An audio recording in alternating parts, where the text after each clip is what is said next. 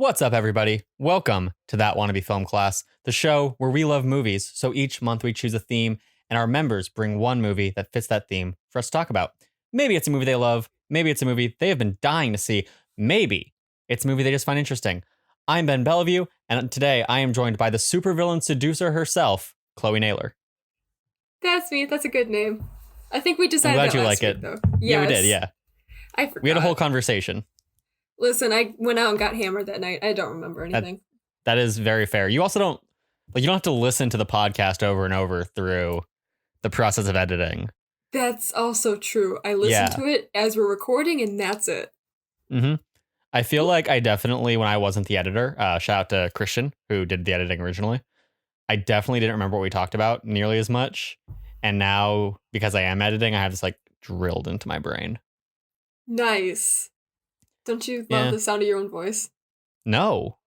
I've gotten numb. I've gotten numb to it. I definitely remember a time in my life where hearing my voice made me uncomfortable. And at this point, I'm kind of just I think I disassociate it from myself. I know it's me speaking, but I don't think of it as my voice. Interesting. Okay. That's fair. Fair. It's weird. Yeah, no, that's fine. I hate the sound of my voice, too. It's great. I think you have a good voice. Thanks. I don't like it. You're welcome. Okay. Everyone doesn't like their own voice, though. So It's scientific. Fascinating. Because the problem is we don't hear our voice by other people hear it. We hear our voice based on the sound of it, but also the vibrations in our ear as we talk. So we sound lower to ourselves than we do to other people. So it's just we hear our voice and we're like, no, that's wrong. That is incorrect, sir. I hear God, come here right now. God. What do you think you're doing? Stop. Bad. Wow. Chloe, we're not joined by Logan today. Again, unfortunately, last week, I almost said last year. Last week, It was last year. Actually, it was last year. You're right. Last year. For us as the ones recording, for the listeners, it didn't release until the 2nd. But you're right. True. Last year, Logan was moving from one home to another. And this year, he is a sad, sick boy. Rip. Gone but not forgotten. I can't believe both of my co-hosts died in 1 week. Yeah. You choked on bubblegum. Yeah, I choked. God, I keep forgetting it. I choked on blue raspberry bubblegum. For anyone confused, Chloe became the butt of a running joke on Kind of Funny with our friend Blessing, who just got hired at Kind of Funny. Shout out to him. Yeah, and they think it's really funny to just say she died. Did they run the joke into the ground? Yes. I don't understand where it came from, why I died that way, and why they wouldn't shut up about it for the rest of that stream. It was a pretty good way to have you die, to be fair. Choking on blue raspberry bubblegum on the eve of my quinceañera, but I was 13. Yeah. That wouldn't be the eve of your quinceañera, though, right? No. Because isn't quinceañera 15? Yeah, exactly. That's the joke. Okay. Yep. I wasn't sure if that was the joke. I feel like you're probably more caught up on the actual things that happen in the course of making the joke. So I wasn't sure if it was the comedy is that's wrong, or if it's just someone's dumb. It could go either way, because I'm pretty sure Nick Scarpino said it, and he, honestly, he might not know. Fair. This month's theme is superhero movies, and Chloe, today we're talking about my pick for superhero movies, Wonder Woman, which I know you are also a really big fan of, I think. I am. Awesome. Love it. Excited. Before we dive into that, one housekeeping note. Did you hear that we're an anti-sinning podcast? Really? I'm on a podcast and it's an anti-sinning podcast? This is, of course, according to listener Molly. I don't know what her last name is. You do. She's your friend. Whitelock. There you go. Hi, Molly. Hi, Molly. She has deemed us the anti-sinning podcast in light of our ability to talk about wanting to bang Elastigirl without making it R-rated. So welcome to the Anti-Sinning Podcast. This would have been a lot funnier, I feel like, if Logan was here. because he wasn't on that episode and he'd probably be more confused. But I wrote this joke when I thought he would be here, and I'm sticking with it. That's fine. Just run with it. Comedy. Yep. So I chose Wonder Woman for this episode. As you know, I feel like I've mentioned this. Wonder Woman is not my favorite superhero movie. That would be Spider-Man Into the Spider-Verse. It's not even my favorite live action superhero movie. That's Spider-Man 2. Mm-hmm. But I think Wonder Woman is a really interesting superhero movie. It's definitely a superhero movie I love a lot. It's certainly in my top 10. So I'm super excited to talk about it. I hope you're super excited to talk about it. 100%. I had real fun taking notes. Fantastic. Before you took notes, though, before you dived in to this movie rewatch, what were your thoughts of the movie going into it based on your past viewings? I realized I only saw it once before, and that was in theaters. But somehow I can just... Did you see it with me, or was this before we were friends? This was... We met in 2017. Oh my god! I think I watched this before I met you, because this was the summer of 2017, and I didn't meet you guys till December. I met you at the end. Because I watched it with... I might have seen it with Logan. This would have been a better question if he was here. I was in San Francisco at Kind of Funny Live. It was Kind of Funny Live 3, so yeah, that was before your time. Yeah, it was before me. You didn't exist. Yeah, exactly. Yeah. So you've only seen it once. What were your thoughts based off of that one viewing? I really loved it. My Letterboxd review is great. You can't spell disappointment without men, which still holds up today. I say that constantly. That's fair. It's true. Yeah. Still great. Still love the movie. Music's fantastic. Visuals are stunning. Visuals are so good. Visuals. I have a lot to say about the visuals. I have a lot to say about this movie. I've done a truly obnoxious amount of research, and I will probably talk too much in this podcast. That is A-okay. Fantastic. Yeah. I also love this movie from watching it. I know that I watched it. I loved it. I watched it a second time, and I've probably seen this movie at least 3 times before going into this rewatch. So 4 now, maybe more. Can't be sure. But I know that my rewatch originally, I had a bit more trouble with the third act, where I was like, I knew this was a problem my first time watching it, but now it's really grating on me. Coming back around to it now, though, coming back with a broader perspective, a perspective influenced by some more DC movies coming out, influenced by far too many MCU movies coming out. Yeah. I really appreciate this movie for what it is. Oh, it's really, yeah. It's really good. I almost cried at one point. Nice. Yeah, that's not happened while watching this movie before. Oh, right. Love it. So it's a goodie. I'm a big fan. Good. Love it. This movie, of course, was directed by Patty Jenkins, who at this point is a legend, I feel like. Shout out to her. Are you familiar with Patty Jenkins at all outside of Wonder Woman? Outside of this, no. Okay. Are you familiar with her in terms of just like... Are you familiar with her beyond the fact that she is the director of this movie? Do you know anything about her? Not really, I guess, no. That's okay. I did a lot of research, so I do. Perfect. First fun fact, Patty Jenkins was inspired to become a filmmaker by Richard Donner's original Superman movie, which I think is really cool. That's a fun little coming back around. She was inspired by a DC, symbol of hope, and she ended up crafting her own DC symbol of hope. I think that's dope.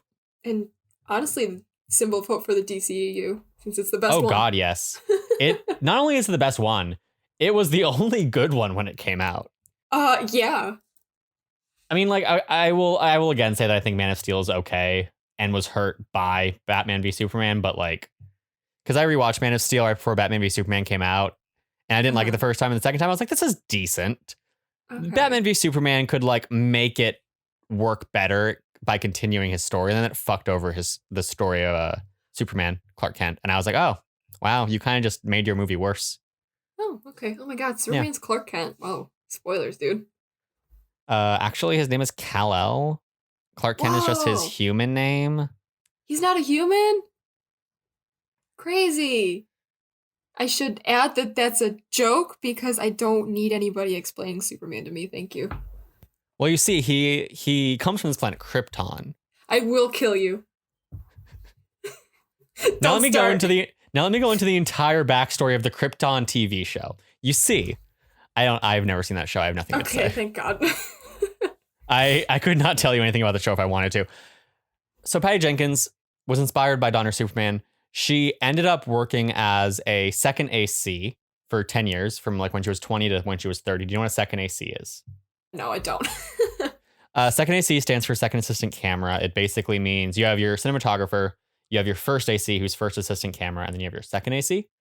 The second AC, the job varies from like the scale of production. I'm going to base this off of film school experience on sets. And second AC basically is the first AC's bitch, which is to say that the first AC is responsible for pulling focus on the camera. So like making sure shots are in focus, getting the camera set up for the cinematographer, stuff like that. Second AC's job is to do that little clappy board you see sometimes and behind the scenes. Yeah. And to run and get anything the first AC needs. So like batteries, lenses, stuff like that. She eventually moved up from second AC to being the focus puller. Interestingly, it says focus puller and not first AC. So it is possible that my understanding of that job does not perfectly equate to the world of, full productions. Doesn't matter. Okay. Point is, she was doing camera stuff for 10 years. Nice. Working on mostly commercials, music videos. Ends up applying to AFI, the American Film Institute, for grad school, which is the best film school in the country. Ooh. Yeah, she gets into AFI Conservatory for directing, learns directing there, makes her first feature film called Monster, which is about Charlize Theron being a serial killer. Oh, okay. In 2003. And then she makes no movies after that. All right. She tries to make two. They don't end up going anywhere. And she eventually takes a break from trying to direct movies because she gets pregnant and is like, I want to be able to see my family. She ends up working in TV for a while, doing directing there, which is a much easier job for someone who wants to like stay in Los Angeles, see their family. And she wins an award for directing the pilot of The Killing, which is a TV show that I saw briefly. Don't remember it. Okay. Then, this is where you'll be interested. Okay. 2010, 2011, brought in to direct Thor: The Dark World. That was her. Okay. Yeah. She's there for 2 months. After creative differences, leaves. Part of her reasoning here is that she's like, look, I'm a female director in an industry that doesn't have a lot of female directors that are like given big projects.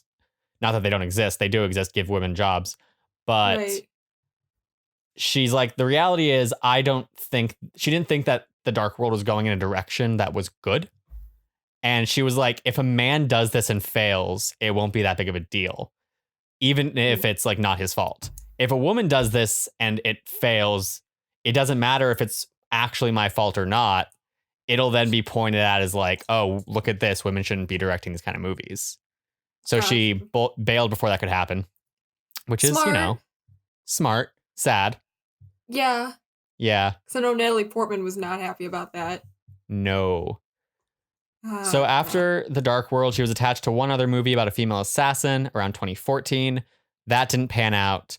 And then finally, she became the director for Wonder Woman, the first woman to direct an American superhero movie. Wow, it took us this long. It did. You want to hear something cool, though? Yeah. There are 4 superhero films coming out in 2020. Guess how many of them are directed by women? I'm trying to think of what's coming out this year. I don't even know. I'm like... Want me to tell you the names? Sure. Well, one is hers. It's Wonder Woman 1984. So that's at least one that you can count for. There's Birds of Prey. True. There is Black Widow. And there is a 4th one, and I'm trying to remember what it is. And I don't remember. I think it's an MCU movie. Is it the... Oh, it's Shang-Chi. Oh, that's coming out this year? Oh, my God. Apparently. Maybe I'm wrong. I think it's that one, though. Interesting. Okay. How many do you think are directed by women? I'm gonna go with. I'm gonna be optimistic here and say 3. You are not optimistic enough. It's all of them. It's all of them? It's all of them. Whack. Not only that, Mulan, which is also going to be one of the biggest movies of 2020, is also directed by a woman.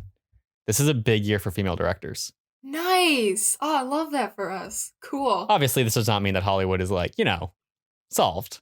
But No, but it's a nice thing to see. Exactly. Yeah. Thank God. She also, following the success of Wonder Woman, was runner-up, or one of the runners-up, for Time Person of the Year in 2017. Nice. Okay. This movie was a big deal. I mean, yeah, it was real good.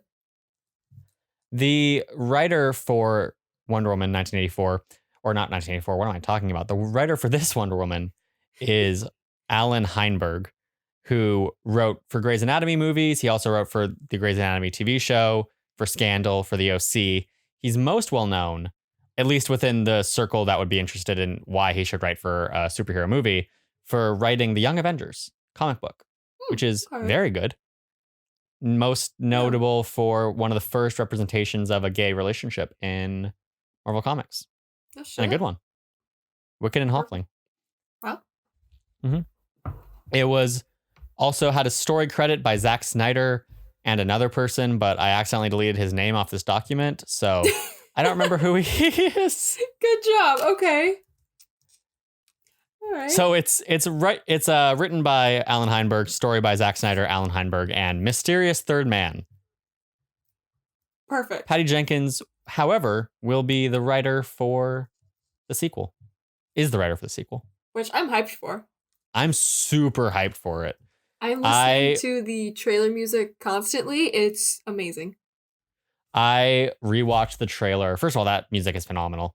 But I rewatched the trailer yesterday because I was just like I was in a Wonder Woman mood. I was doing the research, Oof, it looks good. It looks real good. It's obviously produced by Warner Brothers. Warner Brothers owns DC Comics. It was also produced by Rat Pack Entertainment. Only notable because Brett Ratner is one of the heads of that company. Brett Ratner is a shithead who a lot of allegations came out about a couple of years ago. Oh, great. Okay. But shout out to Gal Gadot, because when she was signing on for the sequel, she realized how much power she had, because like Wonder Woman was the most successful thing DC had at that point. Mm-hmm. And I would argue probably is the most significant character in the DC canon at the moment, even though Aquaman did do better financially. And because of that, she was like, look, I'm not signing on unless Brett Ratner is not attached to this in any way whatsoever. So she used that power to basically force Brett Ratner out of, and an icon, truly. Truly. Wow. Love that. Truly. Obviously, we mentioned Gal Gadot. She played Wonder Woman. Chris Pine playing Steve Trevor. Robin Wright playing Antiope. Only ask me. I won't. Connie Nielsen playing Hippolyta. David Thewlis playing Sir Patrick Morgan. And Lucy Davis playing Etta Candy. Lucy Davis, fun fact, learned this, played the British version of Pam Beesly in the UK office. Interesting. Okay.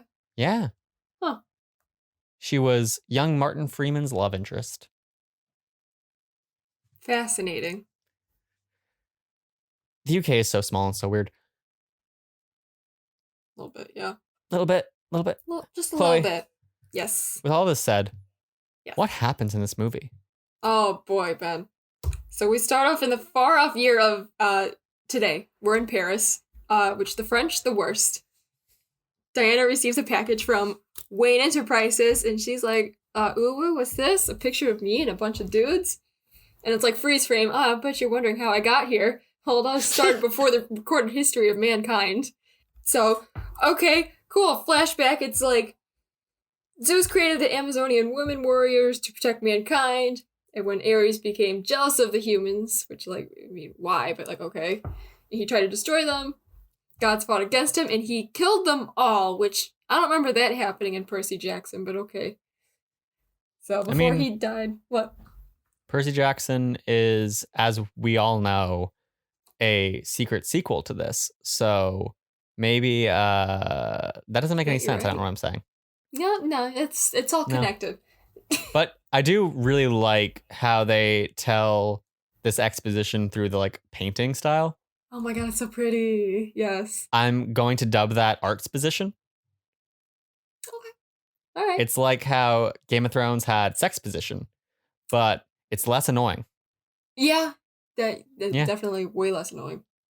Get fucked, Game of Thrones. Fuck that show, man. We're not gonna get into that. We get too angry. Also, in this child Diana sequence, when you're familiar with the TikToks, with the memes, What's a with the TikTok? culture. Memes? I don't know what that is. Okay, we're blowing right past that joke. Yeah. When she jumps off the cliff, which first of all, super goofy looking. That shot, Yeah. weird. Little Love bit. it. I kind of enjoy it. I like when this movie has like a couple goofy little shots where I'm like, this is weird. But it kind of feels like I'm in the time period, you know? Effects aren't perfect. Yeah, Yeah. it's fine. But there's that moment when she's being held by her mom and she's like, hello, mother, how are you today? And that Foley sounds like the TikTok, hello, how are you today? Oh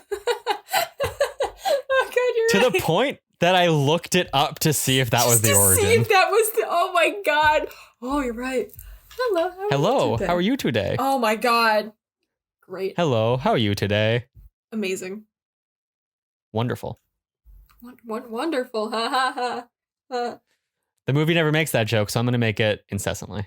Oh, good. Like how we said Incredibles nonstop last week, so it's fine. I'm aware of what we did. We're a nightmare. I'm sorry to everybody listening.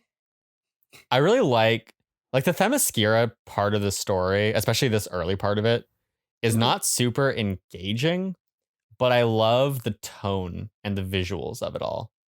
Oh my god, I know. I want to live there. So pretty. I want to live there. No, you're not allowed to.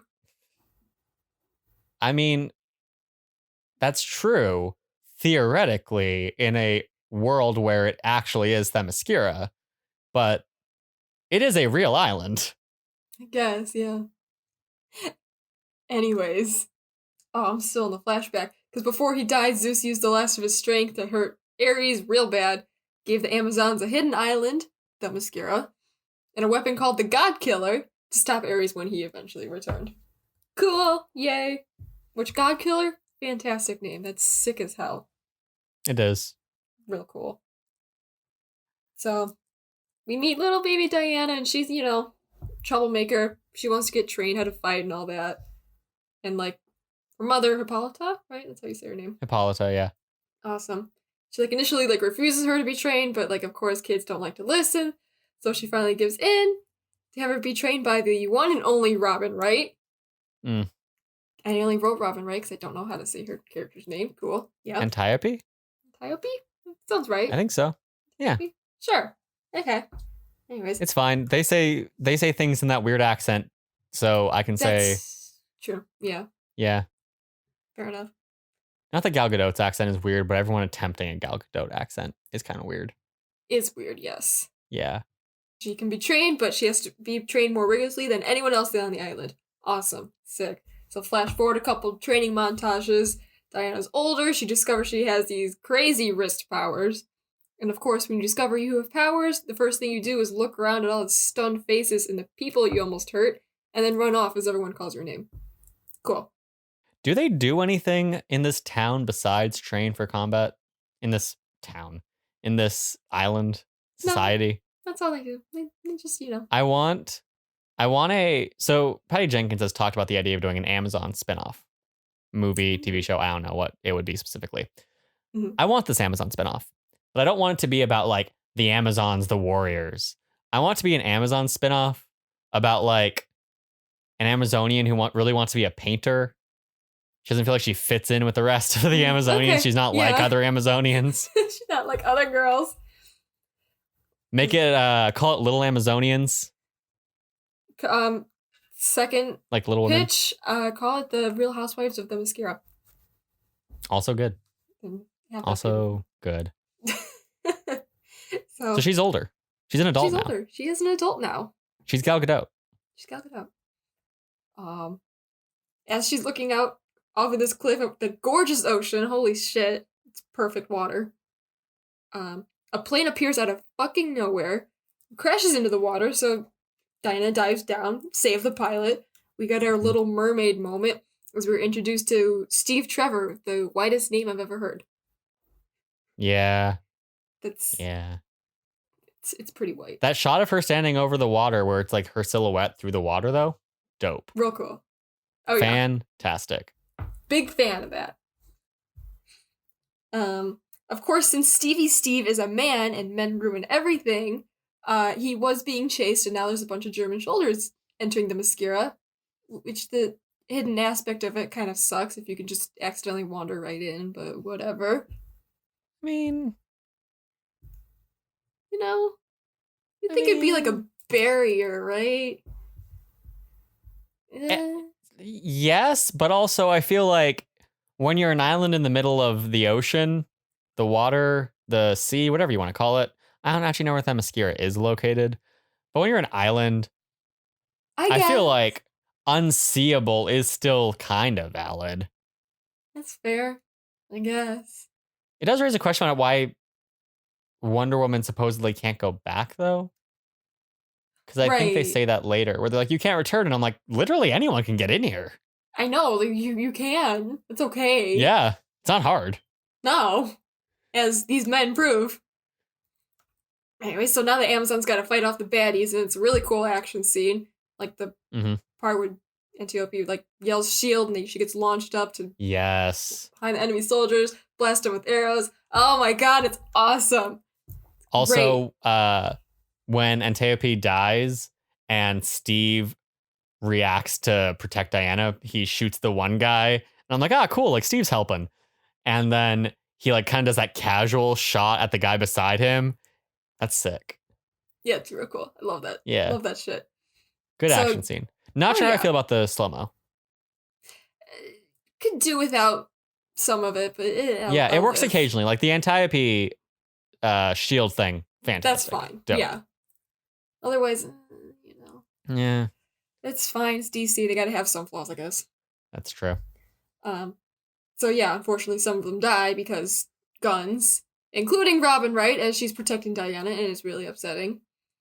So everyone turns to look at Steve as he's the one man left standing. And that's time to put him on trial. He's tied up with the lasso of Hestia, which is just kinky truth serum. That's true. Right? It's disturbingly accurate. I'm not wrong. Thank you very much. You aren't wrong. I do love the spy versus lasso of truth conflict. I feel like that's a really good way of doing it with the whole, who are you? And he's like, I literally can't tell you. Like, I can't. Good luck with that. Right. Well, you're gonna. And he does. He's an allied spy in the Great War outside who stole a notebook from the enemy side. And he finds out that they're developing mustard gas 2.0. It's not great. He's got to get that back to the Allies.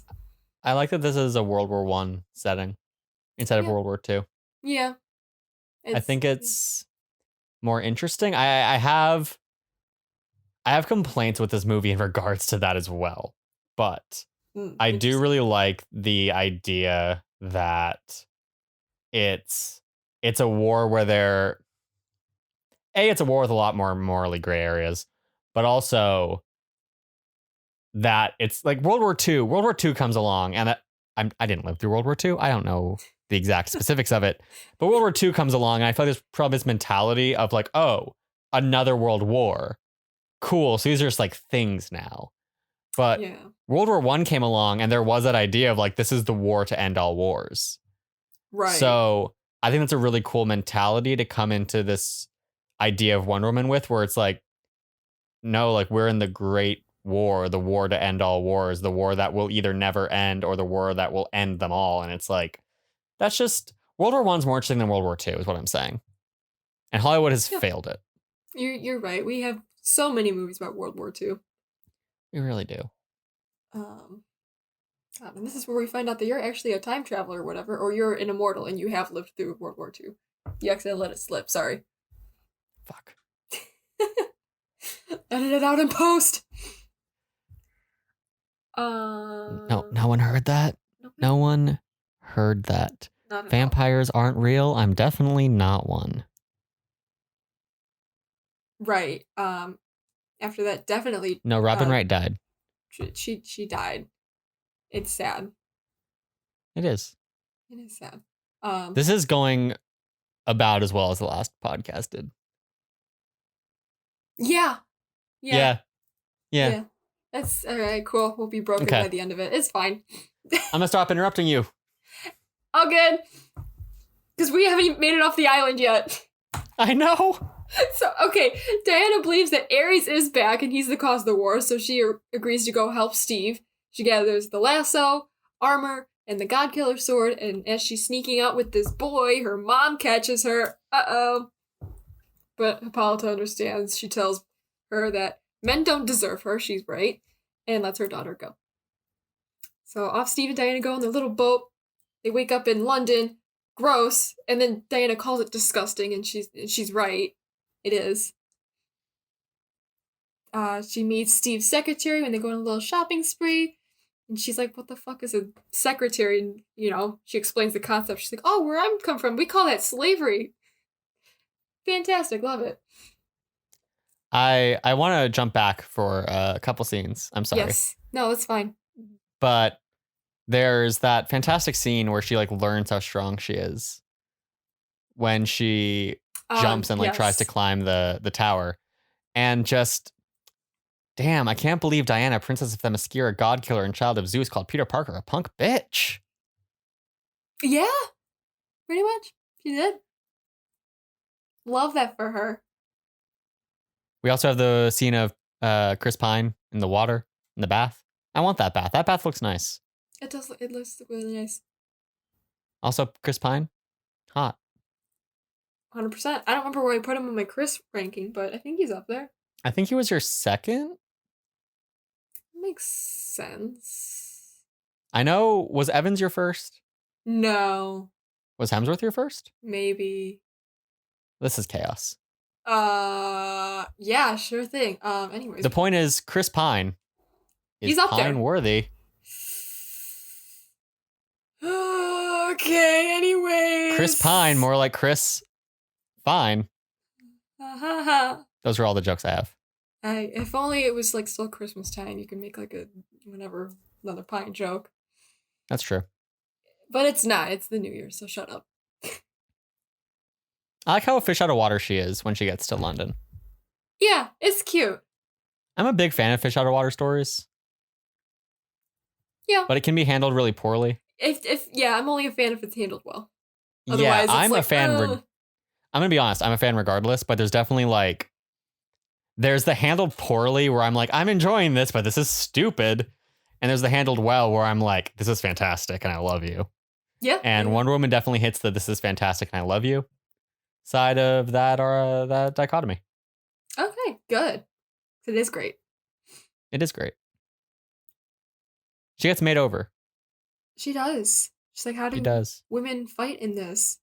And it's it's 1920s women's attire, and it's poofy as all hell. It's a really good way of kind of including I want to phrase this in a way that doesn't sound offensive because I don't mean it that way. Okay. But I feel like it could come out that way. I feel like the makeover is a very stereotypical thing in movies that are traditionally considered for women. Yeah. Because I feel like that's a very I feel like that appeals to the more feminine, the qualities that we treat as feminine in society. And so we're oh, this is movies for girls, makeovers. Girls like that. And I like that this movie includes that and recontextualizes it because I feel like it's a cool way.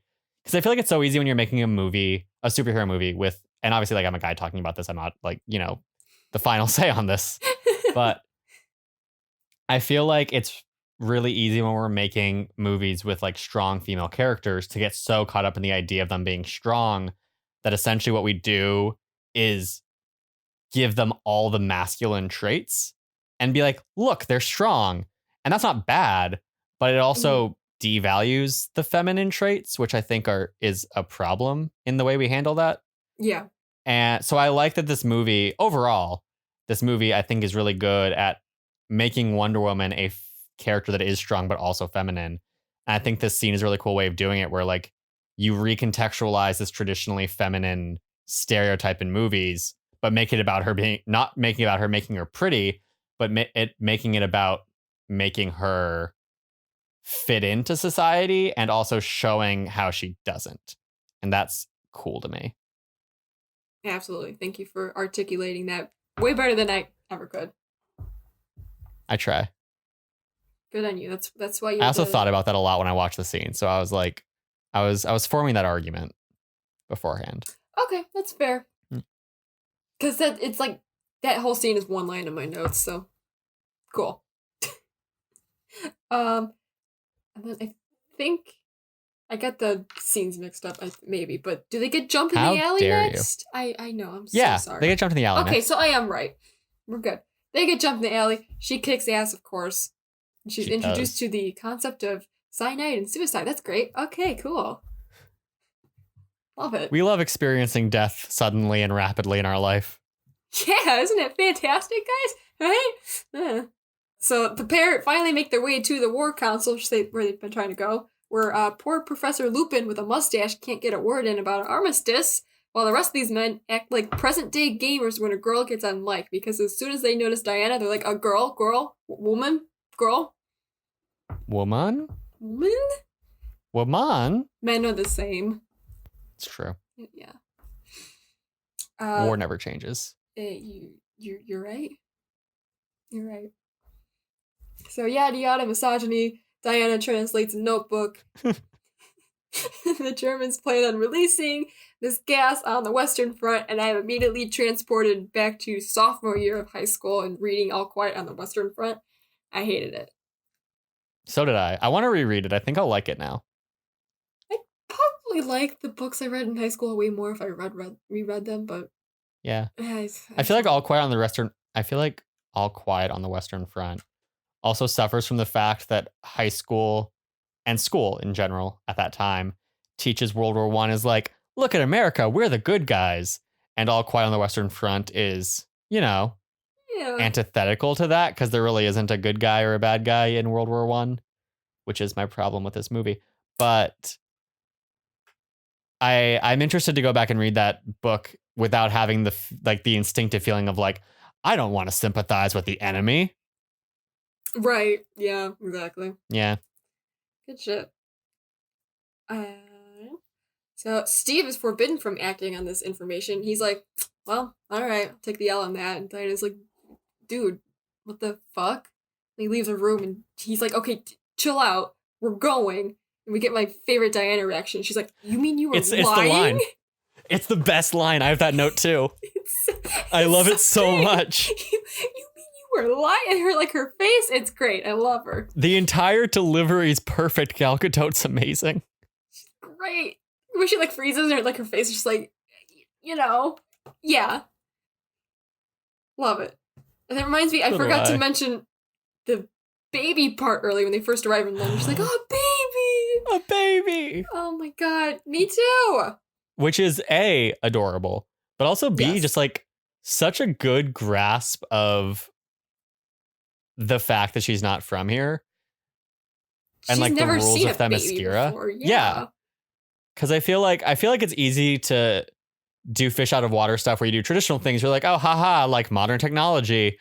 But I think it was really smart and thoughtful to be like, no, logically, she hasn't seen a baby ever. So that would be a big deal for her. Right. And by smart, I mean, I probably wouldn't have thought of that. No, thank God there's smarter people out there than us. Thank God. Thank all the gods. Maybe not Ares. Yeah, no. So they go to a bar. Steve gathers his little squad of homies, and Professor Lupin's super nice with funding their mission and cheering them on. Oh man, what a great guy. Right? Yeah, totally. Fantastic people. Fantastic people. So off they go to the Western Front. He's saying that.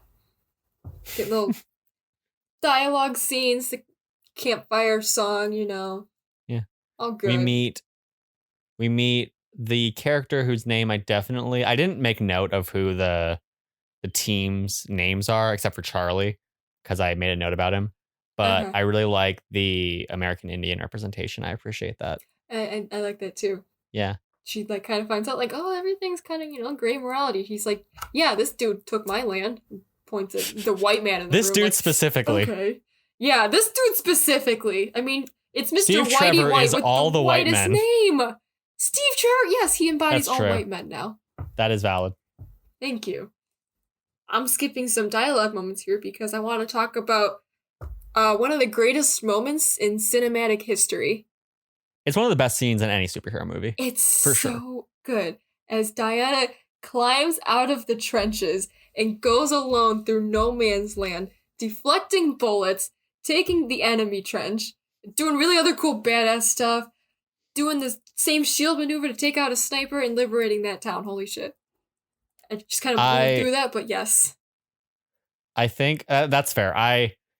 This entire section, basically from when they meet the team to, I don't even know, definitely through the liberation of the town. Yeah. I had very few notes, except for No Man's Land, and one note where I said she is so nice, even though I forget why I was saying she is so nice. Okay. But she's very nice. I mean, like she like decides to go through when like she meets the woman. She's like, oh my god, they took the town, they took our food, they're making everybody slaves. And she's like, where? They're like across No Man's Land. And she's like, well, now I have to. And Steve's like, no, you don't have to. She's like, no, I have to. And she does. I'm doing it. And she does. Okay, so we're doing this. Yes. My point though is, I was just like, I was living, Mm-hmm. This entire section of the movie, I was just like, I was so into it. I had no notes to give. I had no ability to pull myself away from the screen. I was just like, I am here for everything that is happening right now. Too. No Man's Land is one of the best scenes in superhero movies. So good. It might be the best. Honestly, it might be. Chills the whole time. This movie is so unapologetically sincere. And I think that's one of its greatest strengths, because, not to shit on the MCU, but I'm going to shit on the MCU. It's fine. Doctor Strange is the reference point I'm going to use. Okay. In Doctor Strange, have you seen that movie that many times? I think I've seen it once. I think I have too, but this moment sticks in my head. Okay. So, in Doctor Strange, when he first gets his cloak, mm-hmm. and like becomes Doctor Strange, it's this like big moment, and the music builds, and then the cloak like nudges him or something, and it it's like this smacks joke. His face or something. Yeah, it smacks him in the face or something. Yeah, and it's this joke of like, haha, funny, and I'm like, no, this is your like emotional. Yes. Yeah, or even in Thor Ragnarok is my favorite MCU movie, but it undercuts its bigger moments sometimes when I don't think it should. And the example that I always think of is when Hulk dives out of the plane on the Rainbow Bridge, or when Bruce Banner dives out of the plane on the Rainbow Bridge and just like smacks. It's funny. It's very funny. It's really funny. I lose it every time. But think about how like big of a moment that would be if he actually just landed as Hulk. Yeah. Would have been powerful. It would have been powerful. The MCU keeps undercutting its powerful moments because not that the MCU is embarrassed by its heroes, because I know that like the MCU made Avengers Endgame and Infinity War. Yeah. That universe is batshit. Mm-hmm. But I do think that there's some idea in the Marvel movies that they need to keep the jokes going to keep people interested. Right. I don't know why. Maybe it's because Joss Whedon did it, but Joss Whedon's really good at that. Like, Joss Whedon still gave us That's the Secret, Cap, I'm Always Angry. And that was just a pure, like, honest moment. It's true. And I feel like we don't get those as much in the MCU. So I'm impressed. I'm impressed by the fact that Wonder Woman, going back to Brad Bird, actually, and our last discussion. Yes. There was a conversation with, I forget who. No, it wasn't Brad Bird. I'm sorry. Oh my God. It was It was Dean DeBlois who directed the How to Train Your Dragon movies. Oh, okay. And he was saying that when they were making How to Train Your Dragon, they didn't want it to be like a comedy movie, which is what a lot of DreamWorks makes. They wanted it to be a movie full of wonder because to Dean's mind, comedy fades, but moments of wonder will latch onto you and stick. And I feel like that's the dichotomy between Wonder Woman and the MCU as a whole. I feel like the MCU tends to be, not that there aren't moments of wonder in it, but it predominantly is like, hey, we're funny. You like our characters. And that works sometimes. But it also doesn't sometimes it a doesn't, lot. yeah. Yeah. And I really appreciate that Wonder Woman, not to like pun not intended, but Wonder Woman is willing to just be like, no, like this movie's about a sense of wonder. Yeah. I have a lot of thoughts about Wonder Woman. I love that. Nice. Now I feel have like so watching many. How to Train Your Dragon because, oh my god, yeah, the Oh, it's moments so of wonder good. in those movies, those hit. And like that's why I was thinking of Iron Giant too, because Iron Giant has so many of those moments. Oh, so good. Movies are are so great. good. They're so Movies good. are so good. Oh man. Okay. So she liberates the town. Yes. It's party time. Oh, sorry. I forgot a third thing. I'm so sorry. What's up? No, it's fine. When she liberates the town, Yes. we get her theme song. And oh my god, you're right. That's when it happened. Yes. I didn't make this realization myself, but I watched a video essay ages ago, I forget who by, where they're basically talking about, it might be Sideways, because Sideways has a lot of music analysis. But in that scene, or not in the scene, in the movie, they don't give you that theme song until that scene in the town. But the music is kind of building that theme as you go, which I definitely don't notice consciously. But I remember when I watched the video essay, they showed examples, and it's like, no, it's like there's little riffs of that theme like coming together throughout the movie in the different pieces. So that when you get to that, it's not just Wonder Woman claiming her identity as this hero. It's like the music is claiming its identity as her theme song that's been building to this entire movie. And it's so cool. God, that's so cool. I know. Dude. Oh my, I was listening to the soundtrack. I was taking notes on the train today. I'm like, the Wonder Woman's Wrath specifically on Spotify. Go check it out. Because, oh my god, it's fantastic, man. It's fantastic. Oh, her theme is so great in this movie. Love it. Now back to what you're saying. They're celebrating outside the town. She sees snow for the first time as her and Steve are slow dancing, and fuck, man, I'm a sucker for this shit. God damn it. That's what she thinks. Perfect. Fuck, man. Yeah. Then the movie sucker punches me again with another trope that I love, which is a fancy gala that the heroes have to infiltrate. Oh my god, I love this shit. Steve and Diana go separately because they have separate goals in mind.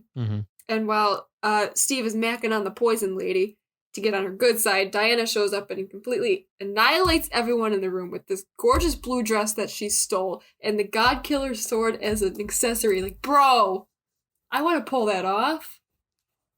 That's an iconic look. It's so cool. It's so cool. God, I love that outfit. That's how every dress should be from now on. Just like, gorgeous dress, sword in the back. Sword. Perfect. Somebody invite me to something where I can wear a dress and a sword, please and thank you. Come to the Renaissance Fair. Actually, you might be able to. When you're in LA. Okay. Much to think about. Much to think about. So at the gala, the evil German general dances with her, which is gross, and she's like, I have to kill that man. He is clearly Ares. And Steve's like, no, not that. No, you can't do that right now. So General gets away and unleashes the gas in that town that they literally just liberated, which is upsetting because everyone's dead.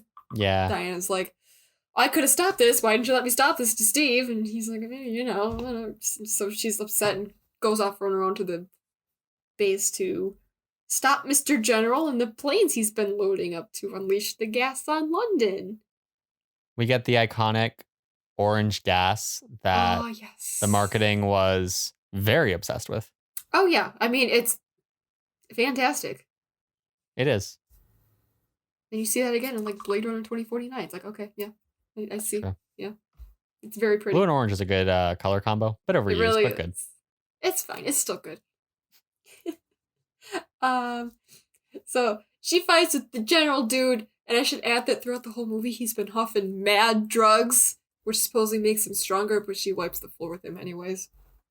That's fine. Yeah, I'm not sure how I feel about those drugs. It's a weird concept. I realize They're trying so hard to like convince us that he's Aries because of these weird magic drugs, which is fine if he is Aries. we'll get there. But so like after he's dead and the war doesn't stop, Diana's like lost as fuck. She's like, okay, they should be stopping now. Steve regroups with her and he's like, well, maybe humans are just shitty.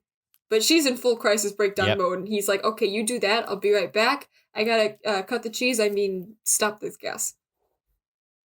He fucks off. Cut the cheese. I'm making proud of that one, jokes are you? in 2020 during a podcast. It's fine.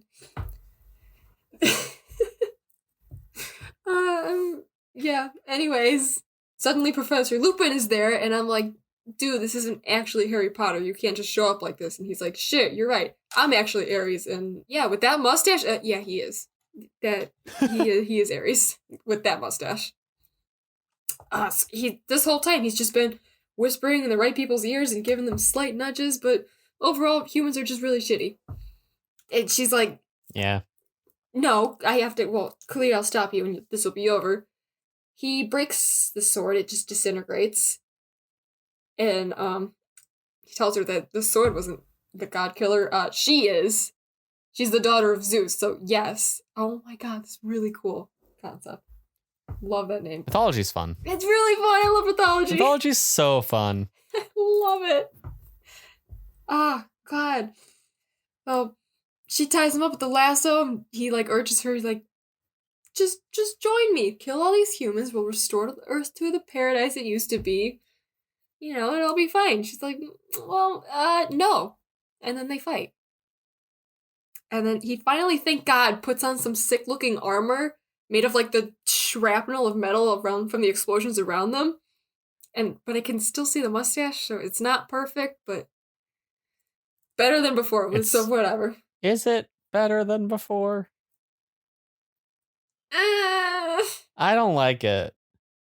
It's better than before, but I can still see the mustache, so it's not great. This is a god who can disintegrate swords and teleport, apparently. And I'm just give him a real suit of armor. Like, give him an Ares look. Don't give him a makeshift Ares look. I mean, the concept is cool, and like when he like drags his fingers through and to make the that was neat. Like, that was sick. Cool. It looked very like generic, gray villain. Yeah, this is where the movie starts to kind of fall apart, but yeah. Meanwhile, Steve and company have been fucking shit up, and he hijacks the bomber. Actually, What's up? Can we talk about something real briefly? Yeah, uh-huh. At this point, Ares has done the flashback where he's like, the gods did this to me. Right? God, no, I want to forget about it! And I just want to talk about the fact that this movie doesn't tell us, oh, Ares hid in plain sight by taking on the form of this unassuming British man. The flashback is like, no, this is like Ares. He's always looked like this. He's always had the mustache. Why? This whole time, like watching it, I'm like, okay. Well, like the first time watching it, I'm like, okay, he's gonna change form. It's gonna be somebody else. Right. He's gonna they're gonna add CGI to his face to make him not look like that.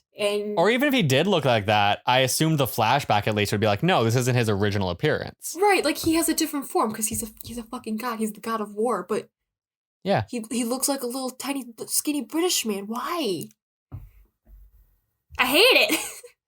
Yeah, it's weird. It's a weird choice. It's a very strange choice. We'll get back to that later. Yeah, Steve and company fucking shit up. They, blew up the gas the chemistry lab. And then he hijacks the bomber that was on its way to London. Yeah. So says his goodbyes to Diana. He says his goodbye to Diana. Weird scene. Yeah, because she can't hear him. You find out what he says. But can she hear him? I'm still confused. Because she can recognize what he said later? Yeah, I don't know. I don't understand. I've seen this movie many times and I still don't understand. Because if it was like, if you saw that scene and then you saw a flashback to that scene from Steve's perspective when he's in the plane, because obviously he knows what he said. Right. That would be like emotional. Sense. But this is clearly Diana remembering what he said to her. So I'm like, why? But she couldn't hear him before. Yeah, it's fine. It's fine. Third act does some things, man. It does some things. So yeah, he says his goodbyes. He hijacks the bomber, flies it up, points the gun at the tanks of gas behind him, takes a breath, and pulls the trigger, sacrificing himself.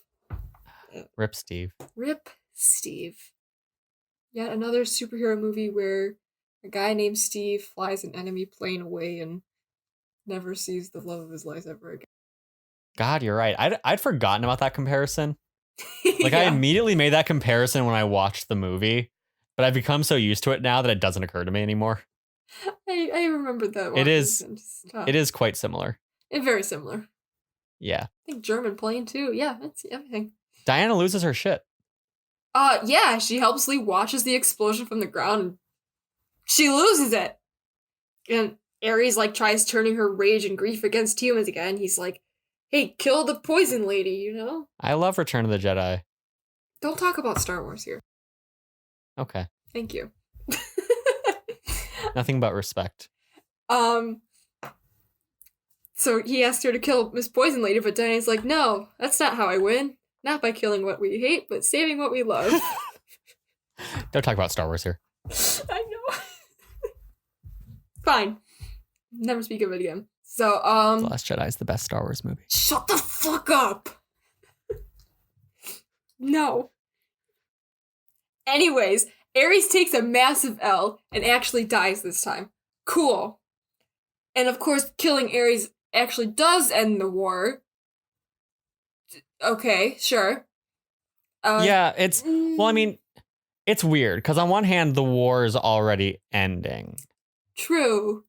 Like, really, I would argue, because it's a little weird when it happens because everyone seems to get along suddenly, and that's strange. Yeah. But I think clearly the war ended because, like, they weren't trying to stop the war. They were trying to stop the gas from causing the end of the war from not happening. So Steve stopped the war. True. But, like, she kills Steve Trevor. Ares and then, like, the True Germans and American the Allies, and then they're like, oh, they're hugging all of a sudden on the battlefield where they were just fighting. I'm like, Yeah, it's weird. There's some weird decisions. Very weird. Yeah. So she returns back to London with friends to celebrate, hang up a picture of Steve on the memorial wall. It's great.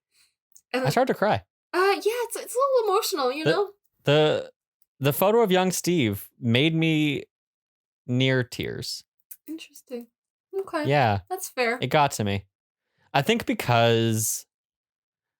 isn't because of, like, I like Steve Trevor's a lot as a character, but I don't think it's because of that. I think it's just kind of the representation of, like, this is a real war that we fought and like, he looked so young in that photo, and there were so many young men who went into this war and didn't come back. Yeah. And I got emotional. Okay. That's fair. That's valid. Yeah. History, man. It fucks History. you over. Yeah, if you think about it too much, it starts to fuck you over, yeah. Back in the present, 100 years later, which is weird. She old. She old. She looks great, though. I want to know her skincare routine. She does look great. Gosh. So she shoots Bruce Wayne an email thanking him for the picture of her and her homeboys. And she talks about how they can only save the world with the power of love and friendship. The end. Hope. Hope. She got it. She did. Chloe. Yes. Diana Prince is a fantastic character. Oh my god, I love her so much. But if you had to choose a character from this movie that you love that isn't her, who would you choose? This is tough because There's a lot of good characters. there's a lot of good characters. You know, I'm gonna go with Native American guy. I keep forgetting his name, just purely for I the also forget line his name. where he says, "This white man stole my land." That's fair. I like a lot of his lines, honestly. He's a pretty cool dude. I like him. Yeah. I really like later in the movie when they're walking along on the horses and they're talking about the story of like who Diana is. And he's just like, I believe her. Yeah. Yeah. He's cool. Dude, He's a cool guy. He's a cool guy. Nice human being.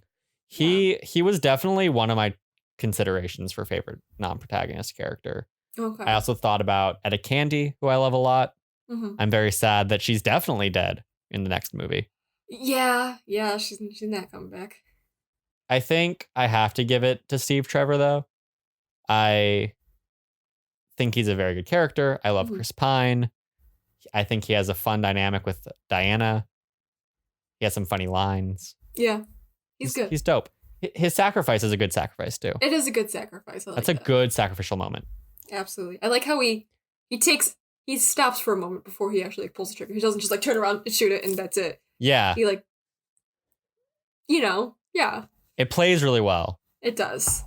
You see a man who has given everything to this war and is taking a second before he gives the last thing he can. Right. Oh man. Yeah. It's real good. So, obviously, we've talked a bit about the MCU. Mm-hmm. Wonder Woman in the DCEU, technically, which is a stupid name for the movie universe. Very, but whatever. DC Extended Universe? Like, what the extended from what?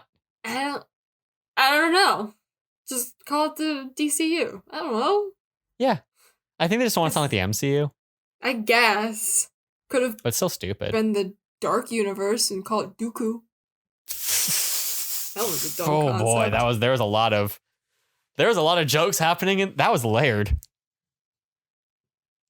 That wasn't even a joke. That impressed. was a real thing. They called it that. What? You never heard of the Dark Universe or whatever? The Dooku? No, I know about the Dark Universe. Yeah. But that wasn't DC. No, not DC. No. The the Dark Mummy Universe. movie that they made with like Tom Cruise and all those movies. Yeah. I'm familiar. I haven't seen it. I want to see it. Yeah, no, but they were trying to build a cinematic universe and they call it the Dooku. Yeah, I am familiar. Yeah, I talked about that. I talked about that universe this week. Oh, okay. Nice. Yeah. I'm familiar with things, but Dooku is that's a Yeah. We're moving on. Anyways, yes, please. How do you feel about the DCEU as a whole? What are your thoughts? This is the only one I really actually like. Have you seen all of them? I think all of them. Do you want me to list off? Only once. Go ahead. Okay. Well, there's Man of Steel. Saw it once years ago. Batman v Superman. Once, yep. There's Suicide Squad. Yeah, I saw that. So sorry. Yeah. Justice League. Oh yeah, I saw it too. Ugh. So sorry. I am sorry too. Also Wonder Woman. Love it. Of course. Perfect. Then there's Aquaman. It was okay. Shazam. It was fun. I watched it on a plane. Yeah, Shazam's good. I enjoy it. Yeah. It's not like amazing. No. It does some weird things. I appreciate it. Yeah. Occasionally it's shot like a horror film and I'm like, what the fuck is happening right now? It's a little strange. Like Sans Undertale's the villain's very weird. And I guess technically, like, the Joker isn't DCEU, but it is modern DC filmmaking, I guess. I haven't seen it. I haven't seen it either. Yeah, I don't really care. I don't really about it. want to. Fantastic. Awesome. So of the movies you've seen, this is the only one you'd say like you love. In the DCEU. Actively enjoy, yes. Yeah. Yeah. Okay. Probably go. How do you feel about it in comparison to the MCU? Because I know you have your issues with the MCU too. I do have my issues with the MCU, but MCU as a whole I have more emotional attachment to, I guess. For sure. So I like it more. But Of course, Wonder Woman I like more than some of the MCU, but Are there any MCU movies that you consider that you like more than or on par with Wonder Woman? let me look at my Letterboxd ranking of Okay. them really quick. While you do that, I'm gonna vamp about my feelings about the DCEU because there's a lot. All right, cool. You do that. I will. I think I like the DCEU more than the MCU. Interesting. On like, it's a really complicated mix of emotions because realistically, I like more MCU movies, Okay. but also there just are more MCU movies, so that's kind of an unfair right comparison. The DCEU definitely has more bad movies than the MCU. Like the Batman v Superman is worse than probably any Marvel movie. If it isn't, it's worse than almost all of them. Yeah. There's a couple real bad ones. Oh, I'm gonna have to watch it again. It's been so long. Man of Steel, I think, is okay. Justice League is garbage. Suicide Squad is bad. Oh god. But the most recent, there's the new era of DC movies. There's Wonder Woman, there's Aquaman, and there's Shazam. Mhm. I really like Aquaman. I think Aquaman is a weird, stupid, absurd movie that is clearly just the pure director's vision, and it's so much. I kind of love it. I get it. It's a lot of fun. It's probably my second favorite, I guess. Yeah, it's mine too. Yeah. It's really long and it's super stupid. Oh, and it spends way too much time on exposition that doesn't matter, and it's objective makes no sense. It's also got a weird cover of Africa. I love it so much.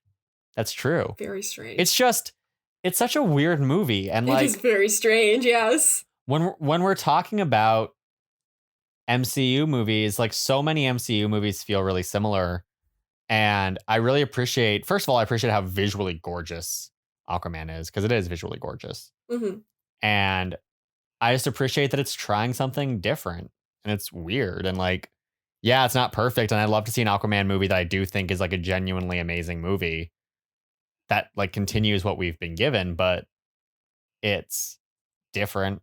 And I like that the DC universe of late is trying different weird things, and they're different from each other. Like Wonder Woman is not like Aquaman, and Aquaman is not like Shazam, and Shazam is not like Wonder Woman. Right. And that makes me excited for the future of the DC universe. Yeah, I think they're going in the right direction. While the MCU, Robert Pattinson is Batman. Yeah. Oh, I can't wait for that. Hyped. Absolutely. Super hyped. Paul Dano is like the Riddler, I think. Oh my god. Yeah. They just cast Colin Farrell as Penguin. Penguin, yeah. Yeah, they have, what's her name? Crap. Catwoman. It's the singer's daughter. Zoe Kravitz. Thank you. Yep. Which is fun. That means that she's in the same universe as her stepdad. Yeah. Look at her. Love that. Yeah. But yeah, no. We need a Catwoman Aquaman team up movie now. Just some good father-daughter time. Perfect, yes. But yeah. DCU going in a good direction. Well, I think the MCU has peaked with Endgame, and now like I feel like not everybody's as emotionally invested now. Now it's just kind of down. Yeah, and I just feel like, and I don't know where the DC universe is going to go, but the MCU is afraid of stakes at this point. Like nothing that happens in these movies really matters. Yeah. If that like yes, Infinity War killed off half of its characters, but A, then it brought them back for the most part, aside from a couple. And B, that's also the conclusion of the entire universe, you know, like, or like this entire arc. They held off killing characters until this, except Guardians of the Galaxy, which is fantastic and I love. But in the beginning of the MCU, Iron Man was willing to kill off a character with that, like with I forget his name, but Tony's friend when he's captured, like they kill that character off, and that's an emotional moment. Yeah. Captain America kills off the mentor figure. There's all these deaths in the early stage of the MCU that I feel like they became afraid of doing, because they were like, we want to have all our characters for Endgame. Right. And I like the DC universe. I appreciate it. I get it. I'm probably more excited. I'm more excited for Wonder Woman 84 than I am for any of MCU's. Like, compared to, like, movies. Black Widow? Oh, yeah, 100%. Black Widow, yeah. Black Widow will probably be good, maybe. Yeah, you know. Shang-Chi could be cool. It could be. But I'm super pumped for Wonder Woman. Yeah, me too. Pedro Pascal is in it? Oh my god, yes. It's true. Did you pull up your list? I did. So, it's definitely better than the bottom half of my list. I need to, like, reorder this because I don't even agree with my own ranking at this point. That's fair. That happens to me all the time. Like, Age of I know Ultron that should be way higher. Oh my god, we get it. You like robots. Shut up! Ultron's hot! Oh god. The audio cut out for a second. So I heard the H part and not the rest. And my brain auto-filled that to be like Ultron's high, as in you saying that movie is high on your list. And then my brain went, wait a minute. No, she's calling this evil robot hot. Thank you. Good job deducing that. Yes. I like Wonder Woman more than most of the MCU. I like Thor Ragnarok more. I like the Winter Soldier more. And I like Iron Man more. It's probably on par for me with like Avengers. I was gonna say the same thing. I don't think I can break like my top 4. Yeah, Avengers like 2012 is about right. Yeah. Yeah, look at us. With that said, yeah, superheroes. They are a thing, yes. They are a thing. They're kind of the modern version of myth. Yeah. They're kind of like the modern age's Greek myth. That's a cool way to look at it, yeah. Which I think a unique thing about the DC universe is like the Marvel universe, not the MCU, but like the Marvel universe, which factors into the MCU, is about people. At its core, it's about human beings, normal people with these powers. And I feel like the DC universe is more about like the MCU is what if people had powers and they had to be heroes. Yeah. And I feel like the DC universe is more about like what if gods had to be people. Yeah, just take it and flip it. Yeah, so I feel like the DC universe is really good at kind of tapping into this more like mythological version. Like superheroes are modern myth, whichever way you look at it. But I think DC universe is an interesting bridge between like classic mythology and modern mythology of superheroes. And Wonder Woman obviously is like the penultimate identity of this because she is from myth. She is a demigod. And I think that's really cool. I like seeing ancient myth woven into our modern storytelling. Mythology is so cool. It's so cool. Why do you think I keep going back and rereading Percy Jackson constantly? Oh god, those books are great. That's fair. I've been getting into Norse mythology lately. Nice. I mean, I realize Thor is obviously also technically not true mythological, but not as like Thor is a much further stretch than Wonder Woman is. Yeah. Because Thor is like, we're actually aliens, and Wonder Woman is like, no, we're gods. We're gods. This is the thing now. The mythology is real. Yes. Yeah. I've been reading, or I haven't been reading. I read Neil Gaiman's Norse mythology book. Fantastic. Super cool. Norse mythology is dope. Oh, yeah. Yeah. Off of that, I want to ask you about Steve Trevor. He's a white man. How do you feel? He is a white man. Yes. How do you feel about the choice to give Wonder Woman a love interest? Because I know that some people don't love that. Yeah, it doesn't bother me. Also, since they use tropes that I'm a slut for, so I mean, like, okay, they got me. Fine. So I like it a little more than maybe other people do. But I mean, I feel like a lot of people do like it too. It's not like you're in the minority by liking Steve Trevor. Yeah. But I'm saying that there are some people who are critical of the decision. Yeah, and I understand that because it's like, oh, why she need a man, right? I get it. But and this goes for like the entirety of this conversation. I am a man. I can only say so much without like deferring to voices and perspectives that are not my own. So I'm going to present a perspective.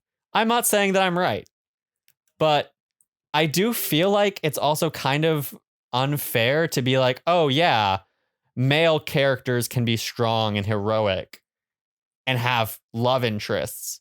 But for our female hero to be strong and heroic and feminist, she shouldn't have a love interest. Isn't that kind of...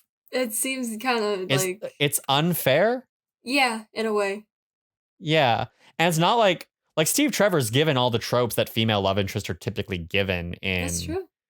So I feel like it's very distinctly flipping the script. It's not making him a more balanced character than other female love interests beyond the fact that he's just written well as a character. Right. Like, he's googly-eyed over her. He's doting. Mm-hmm.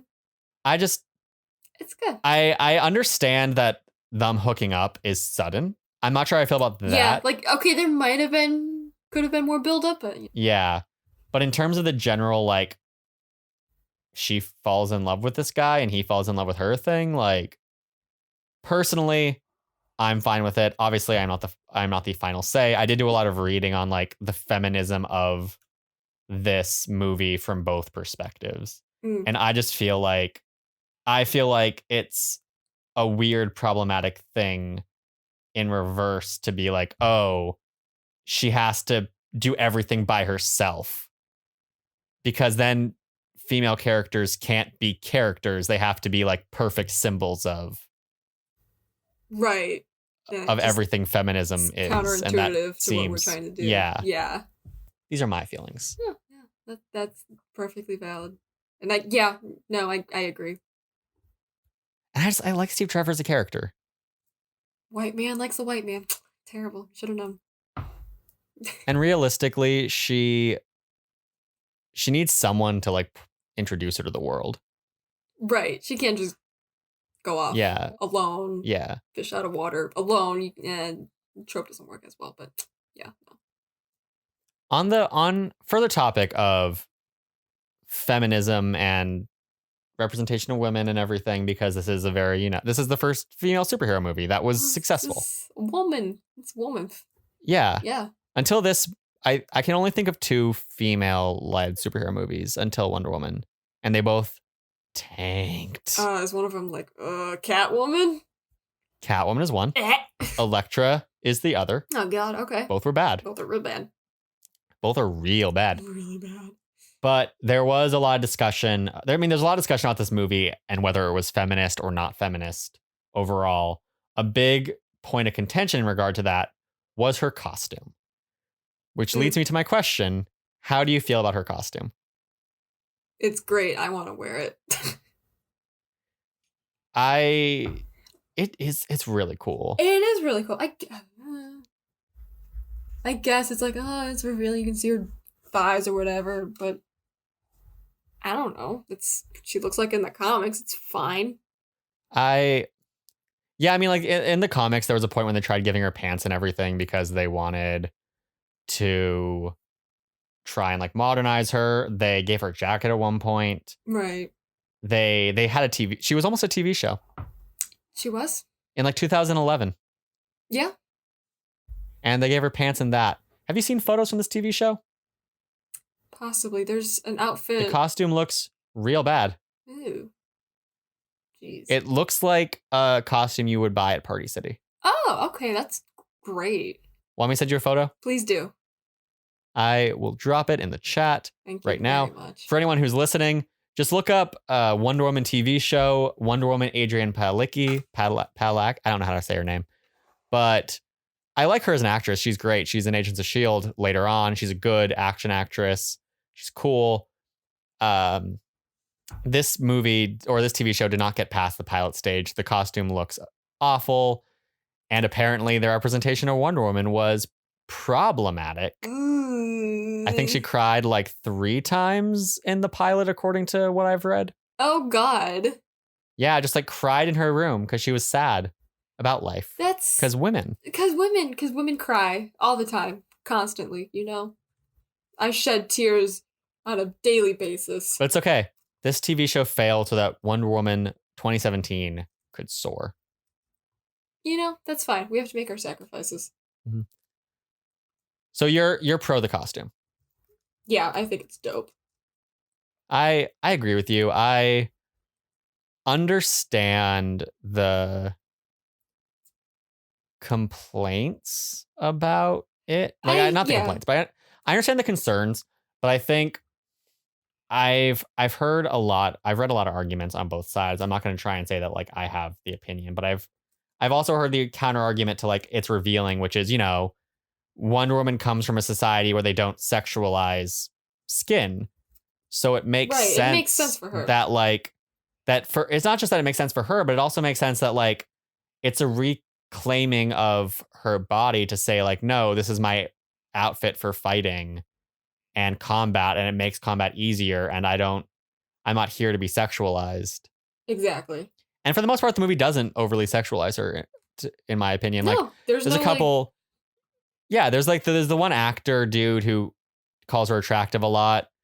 But I also feel like if this movie never had a male character sexualize a woman, considering the time period it was in, it would kind of be like, why are you acting like these things didn't exist? Right, when they definitely did. Clearly did, yeah.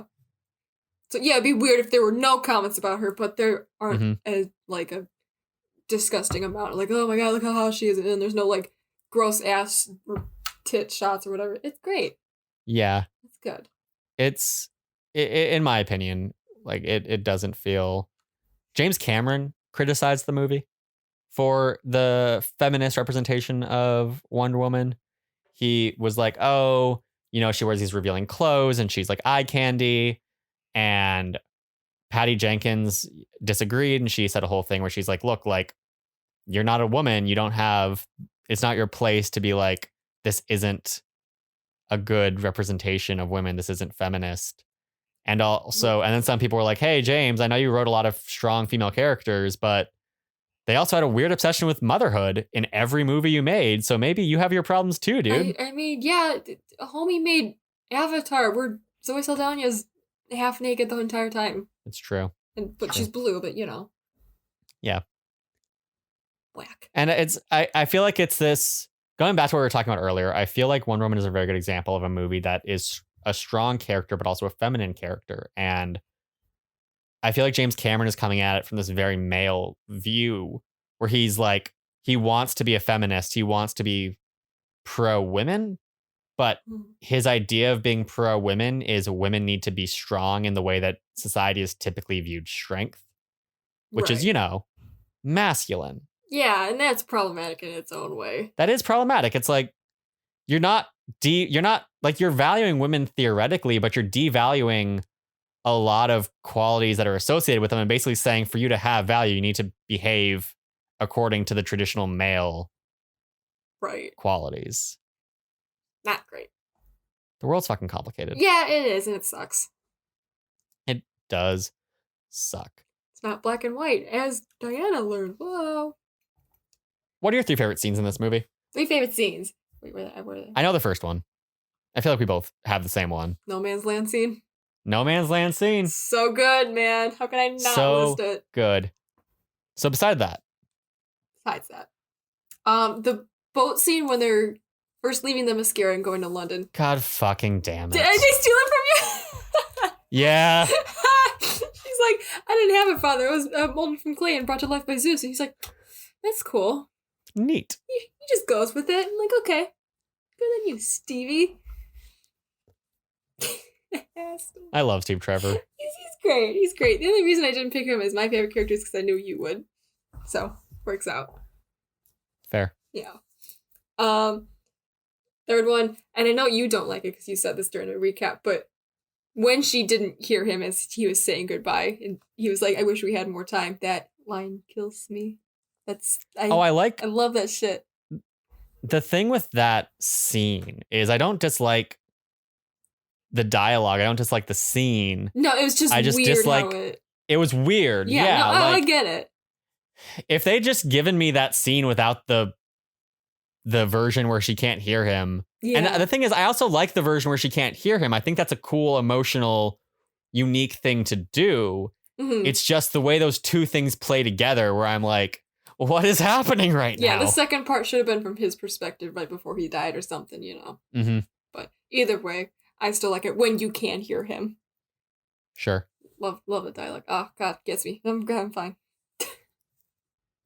I'm a big fan of the scene in the bar when you first meet Charlie and the Okay. actor dude. Yeah. It's super fun.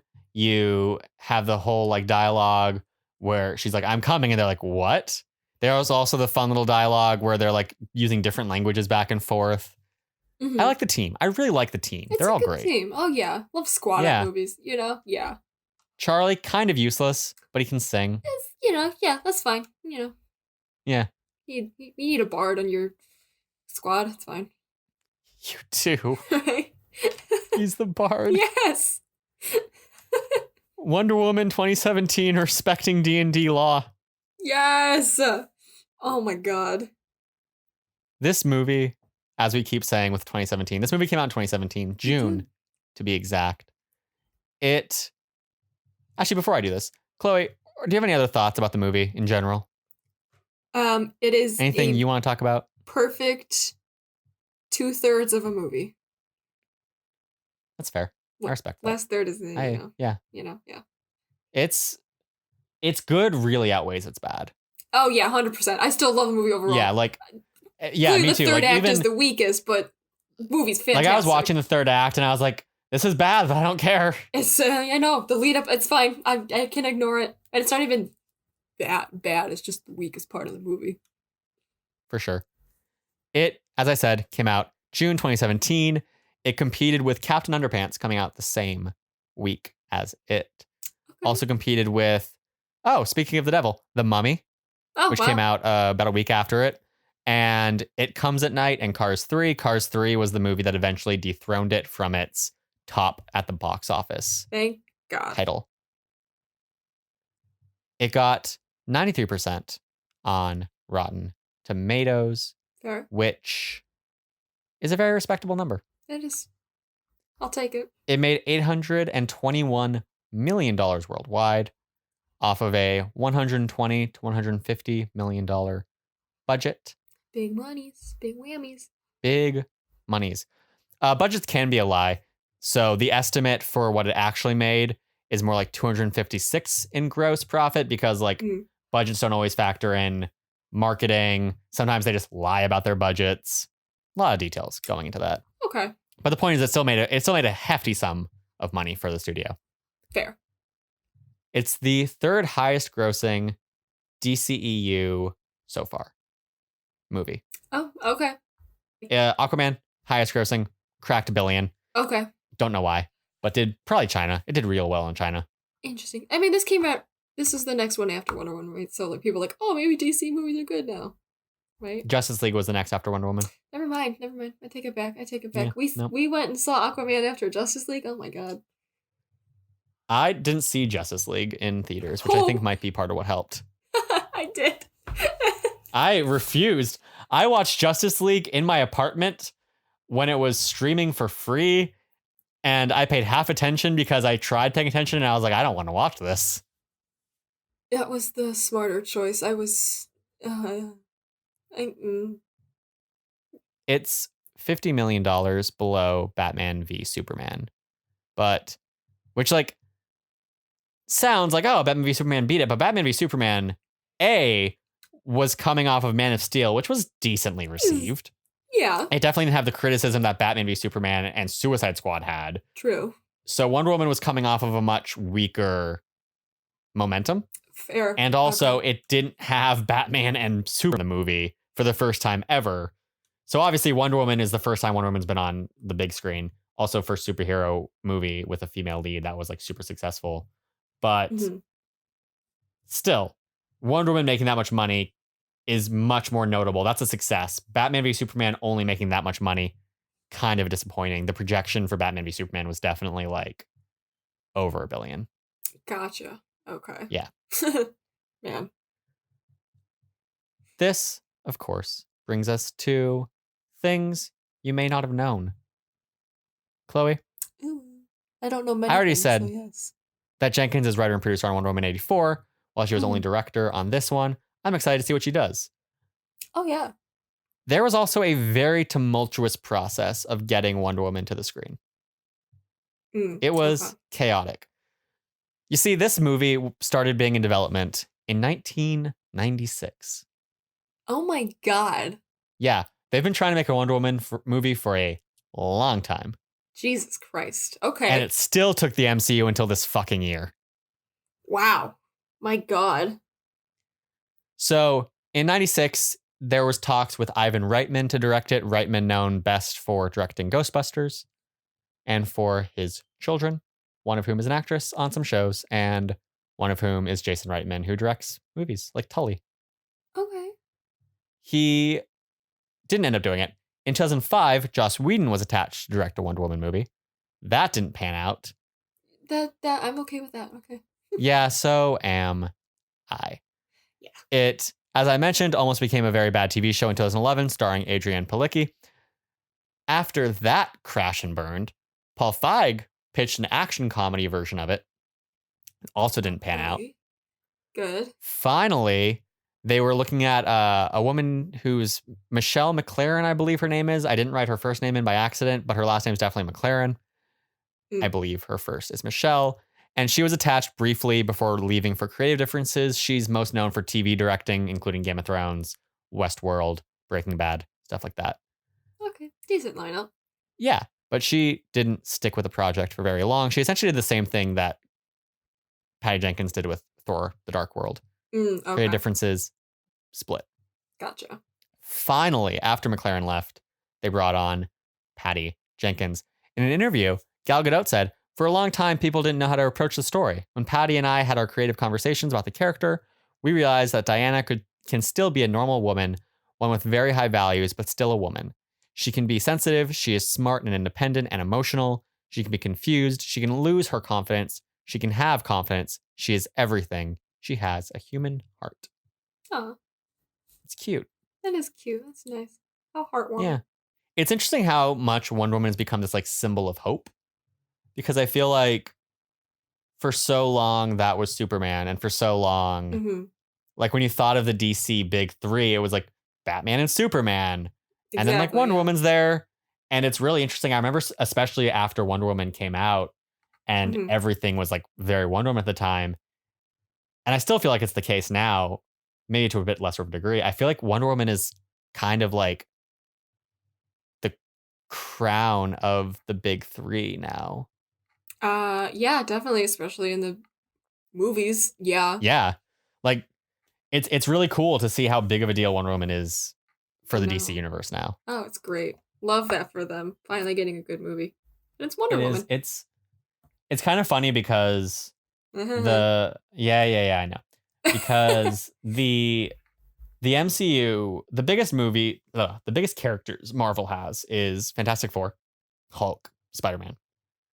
And they could use pretty much none of them when they built the Marvel Cinematic Universe. Right. So they were forced to make side characters into a bigger deal, which I think was cool because it made the MCU a much more like diverse, unique, not in terms of like actual diversity. It's still very white male, but in terms of like the characters, it made it more of like interesting characters you hadn't seen before instead of just like, here's Spider-Man and the Fantastic Four.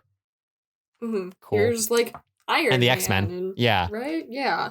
Yeah, they had to be like, here's Iron Man and here's Thor and here's fucking Guardians of the Galaxy. Exactly. And here's like we don't know Ant-Man. who those people are. Like, okay, and they made decent movies out of that. And it's interesting to look at the DC universe because they were trying to do their big characters with Batman and Superman and Flash. And that collapsed in on itself. So now we have this DC universe that is very similar to the MCU in the sense of like Shazam is a big deal and Aquaman is a big deal and Wonder Woman is a big deal. And who the fuck would have called that? Right? Oh my God. Also, things of note. Gal Gadot had to do reshoots for this movie while she was pregnant. Dear God. They had to, like, I think she was pregnant when they were filming, but she was like noticeably pregnant during the reshoots. Oh boy. So they had her in like the Wonder Woman costume, but they had to cut out the middle and then put green over her stomach so they could green screen out the baby bump. Yeah. Oh my God. I think I remember reading about this now. Jesus. God. Crazy. Gal Gadot described herself as looking like Wonder Woman who was pregnant with Kermit the Frog. Oh man, that's funny. We do not deserve her. No, absolutely not. I love her. This movie's gorgeous. Oh my god, it's so pretty. It's so pretty. But did you know that the art style or the way it looks, the way it's shot, is based on the art of a painter named John Singer Sargent? Interesting. Did not know that. Very unique for a movie. The cinematographer, Matt Jensen, said that they were inspired by John Singer's work in terms of the soft lighting style and vibrant color, because in Singer's work, much like in this movie, you don't see color that often, but when you do, it's super vibrant. And that was inspired by the painting. Love that. Yeah, super cool. Yeah. Also, Patty Jenkins had a real emphasis on not using like old-timey techniques, like the traditional techniques of what old-timey movies look like. And I think that's cool because the movie definitely feels old, but doesn't feel old because of the shooting style. Exactly. Which, thank God. Yeah. I've been dying. You're not a big fan of that sepia filter? No. I get it. Yeah. I would love to see this style used more in period pieces movies, like World War movies. I think it's really cool. I like how it looks a lot. 100%. There's some beautiful shots. Oh my god, I know. Oh, so great. What else have I got? Oh, that's for later. Cool. Chloe, you know what time it is? What time is it? It's time for Nailed It with Chloe Naylor, the game show where Chloe reviews the sexiness of our movie's villains. In this episode, Chloe, review the sexiness of Ares, the god of war. Oh boy, he's like a 1 out of 10. The mustache is such a turn off, man. He's Is the mustache, like, how much does the mustache drag it down? A lot. And also he's Lupin in Harry Potter. He's the same person. Are you saying Lupin isn't hot? Yes, I'm saying that. Lupin, more like Lupine worthy. I didn't like that at all. I know you didn't. Yeah. I hate you so much. I thought of this Lupine joke as like the first note I made for this movie, and then I retroactively fit the Chris Pine joke in, so it would be a callback. You make me so sad. Good. God damn it. A lot of things do. Yeah. So Ares not doing it for you on the sexiness meter. Absolutely not. Does the suit of armor help? Helps a little bit. Maybe bumps him up to like a 3.5 out of 10. Okay. But you can still see the mustache, and it's, it's still not great. Okay. What about Dr. Poison? No. It's No? the mask is a little weird for me. It is. Yeah. Kind of creeps me out. I don't like it. Like porcelain doll. Like no. Okay. Yeah. No. Don't even ask about the journal. That's a 0 for me. I wasn't going to. He wasn't worth noting. Yeah, no. It's a no from me, dog. It's time for some trivia. Woo. So obviously, Logan, sick boy, not here. Yeah. Again, you're just by default the reigning champion of trivia. You will never have this title taken from you because no one will ever challenge you again. Perfect. Love it. Chloe, who was reportedly considered to play Wonder Woman starting in 1999 to now? Oh my god. There is a list of 1, 2, 3, 4, 5, 6, 7, 8 people. Some of these names, very well-known actresses, definitely have that like brunette Wonder Woman look. So those are easier. Some of these are harder. You won't get them. They're not names you would think of. Fair enough. Man. Just think of some brunette actress. Okay, think of a brunette actress who was big in like 2000. I'm gonna guess like Natalie Portman. Natalie Portman was not one of them. She's not. God damn it. Do you want me to tell you one each time you get it wrong? Sure. Okay, I'm going to start from the most recent people because they're also the people you would not know. Got it. Okay. Olga Kurilenko. Okay. Yep. Yeah. This is going swimmingly. This is going fantastically because you know what? I don't know a single actress all of a sudden. That's fine. Don't me to tell you all of them? It's like Logan isn't here. The trivia is worthless. That's fine. Yeah, exactly. It's not much of a game if it's just me losing. Sandra Bullock was the first. Ah, shit. Okay. Damn it. I could have guessed that. Next up, Lucy Lawless. Okay. Kind of an obvious one. Xena, Warrior Princess. Like, yeah, that makes sense. Okay. After her, Mariah Carey. Yeah. Okay. Definitely would have never guessed that. Oh my God. After her, Catherine Zeta-Jones. That one makes more sense.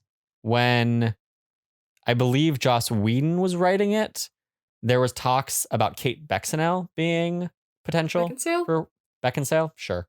Okay. And Joss Whedon said, no, I was thinking Angelina Jolie. Okay. I think that was like Lara Croft Tomb Raider era Jolie. That seems about right. That makes sense. Yeah. Weird. And then finally, Elodie Young, who is best known for playing Elektra in the Daredevil show. Okay. Yeah. I like her. Okay. Okay. Interesting. Next question. Question you have a better chance of answering. What other superhero movies came out in 2017? Shit. These are the only things you watch, Chloe. These are the only things I watch, but do you think I have a concept of time? I'm not really sure you have a concept of much. That is also very true. Head empty, no thoughts at all, ever, at any given point. Oh my God. I'm like trying to think of, okay, what MCU movies came out that year? And I'm only thinking of the ones that came out in 2018. I will tell you, I've given you an answer. We talked about it. We've talked... Ragnarok came out that year, right? It did. That's one. Was Homecoming that year? Also Homecoming, that's one. There's one more MCU movie. Ah, shit. I think Civil War came out the year before. Yeah, because that was before Spider-Man.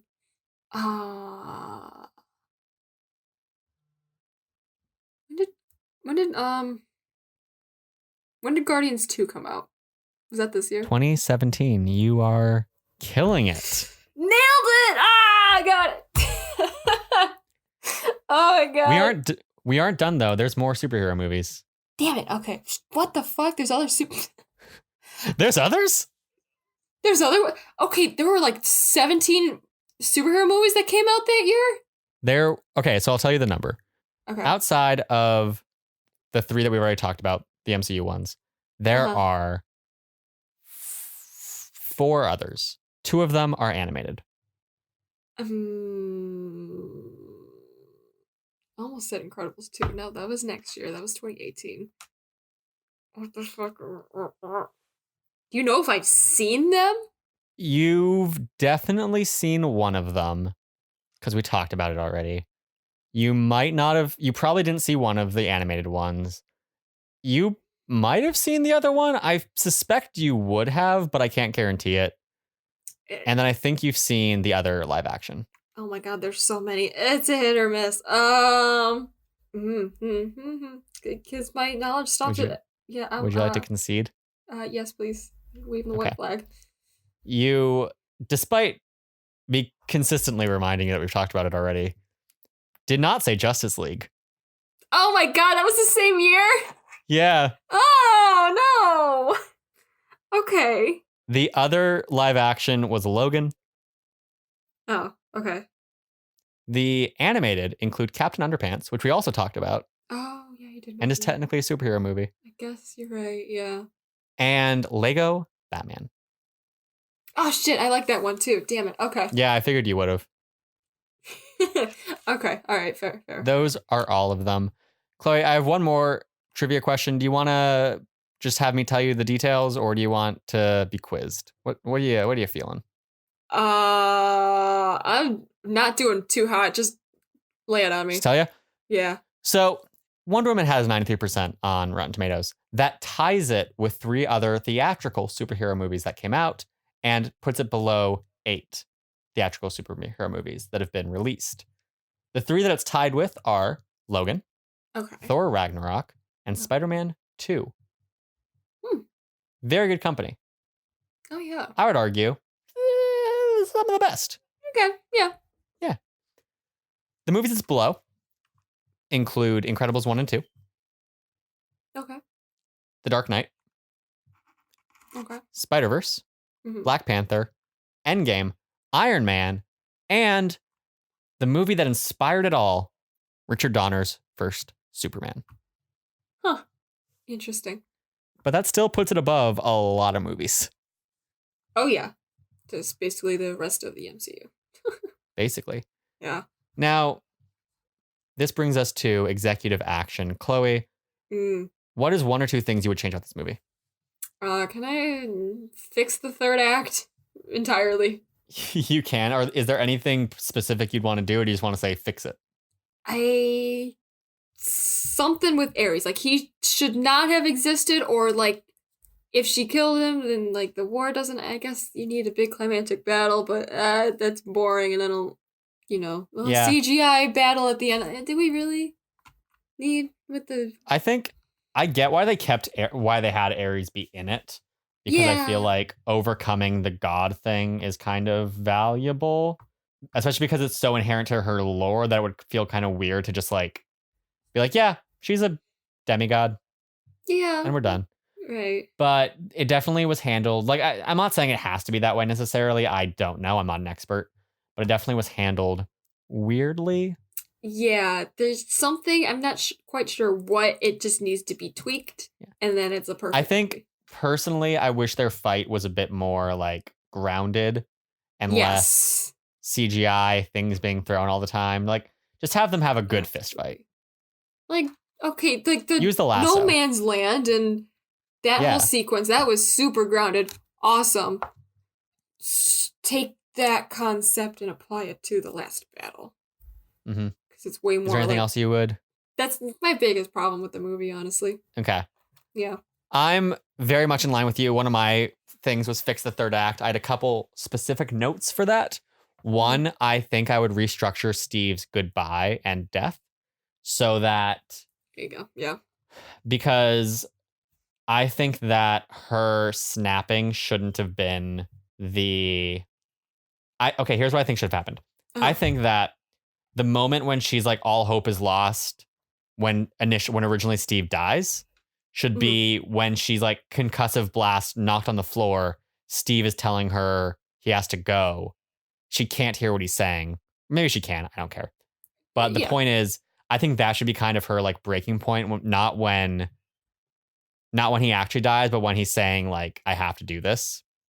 Okay. And I think that doesn't necessarily have to be her breaking point. But more importantly, I think that the moment when she decides to save them, or that she decides that humans are worth saving, should not be when she remembers what Steve said. It should be when he dies.